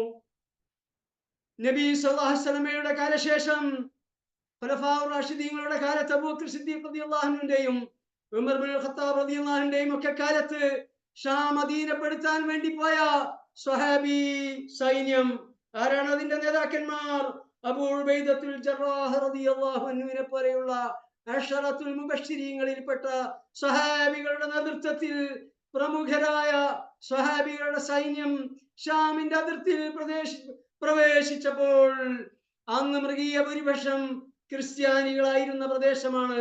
സിറിയ, ജോർദാൻ, ഫലസ്തീൻ, ലബനാൻ, ഈജിപ്ത്, തുർക്കി ഇതൊക്കെ ക്രൈസ്തവ ഭൂരിപക്ഷമായിരുന്നു. എന്നാൽ ഇവരെ കണ്ടപ്പോൾ അവർ പറഞ്ഞു, ഇത് തങ്ങളുടെ തൗറാത്തിലും ഇഞ്ചീലിലും പറഞ്ഞ ആ പ്രവാചകന്റെ അനുയായികളുടെ സ്വഭാവമുണ്ടല്ലോ, അവരുടെ പ്രകൃതമാണല്ലോ ഇവർക്കുള്ളത് എന്ന് അവിടത്തെ ക്രിസ്ത്യാനികൾ പറയുകയുണ്ടായി എന്ന് തഫ്സീറിൽ രേഖപ്പെടുത്തിയിട്ടുണ്ട്. അല്ലാഹു സുബ്ഹാനഹു വ തആല സത്യവിശ്വാസികളുടെ ഗുണമായി പറഞ്ഞ കാഫിരീങ്ങളോട് അങ്ങേയറ്റത്തെ ദൃഢനിശ്ചയത്തോടുകൂടിയുള്ള സമീപനം സ്വീകരിക്കുകയും ഒരിക്കലും അനുനയ സമീപനമില്ലാതെ കർക്കശമായ ആദർശത്തിന്റെ വിഷയത്തിൽ അവരോട് ഇടപെടുകയും എന്നാൽ സത്യവിശ്വാസികളോട് അങ്ങേയറ്റത്തെ കനിവോടെയും അലിവോടെയും ദയോടെയും ഇടപെടുകയും ചെയ്യുന്ന ആ സ്വഹാബികളുടെ ആ സ്വഭാവം, മഹത്തായ സ്വഭാവം കരസ്ഥമാക്കുന്ന സജ്ജനങ്ങളുടെ കൂട്ടത്തിൽ അല്ലാഹു സുബ്ഹാനഹു വ തആല നമ്മെ ഉൾപ്പെടുത്തി അനുഗ്രഹിക്കുമാറാകട്ടെ. ഇതിൽ കൂടുതൽ വിവരിക്കാൻ നമുക്ക് അവസരമില്ല. ഇനി തഫ്സീറുകൾ വായിച്ചുകൊണ്ട് പരമാവധി ഉൾക്കൊള്ളാൻ ശ്രമിക്കുക. കൂടാതെ നമ്മുടെ ക്വിസ് പ്രോഗ്രാമിൽ മൊത്തം സൂറത്തുകൾ കവർ ചെയ്യുന്ന രൂപത്തിലുള്ള ചോദ്യങ്ങളാണ് ഉണ്ടാവുക. ഓരോ ചോദ്യത്തിന്റെയും ഉത്തരം വിശദീകരിക്കുമ്പോൾ കുറെ കാര്യങ്ങളൊക്കെ അപ്പോൾ വിവരിക്കാൻ സാധിക്കും. ഇതെല്ലാം കൂടിയാകുമ്പോൾ ഈ സൂറത്തുകളുടെ അകക്കാമ്പ് ഒരളവോളം നമുക്ക് ഉൾക്കൊള്ളാൻ സാധിക്കും. അല്ലാഹു സുബ്ഹാനഹു വ തആല പരിശുദ്ധ ഖുർആൻ പഠിക്കുകയും അത് ജീവിതത്തിൽ പകർത്തുകയും അത് മറ്റുള്ളവരെ പഠിപ്പിക്കുകയും ചെയ്തുകൊണ്ട് ജീവിക്കാൻ, അങ്ങനെ ഏറ്റവും ഉത്തമന്മാരിൽ ഉൾപ്പെടാൻ നമുക്ക് സൗഭാഗ്യം നൽകി അനുഗ്രഹിക്കുമാറാകട്ടെ. അസ്സലാമു അലൈക്കും വറഹ്മത്തുള്ളാഹി വബറകാതുഹു. വഅലൈക്കും വഅലൈക്കും അസ്സലാം അസ്സലാം. വറഹ്മത്തുള്ളാഹി വബറകാതുഹു. warahmatullahi wabarakatuh.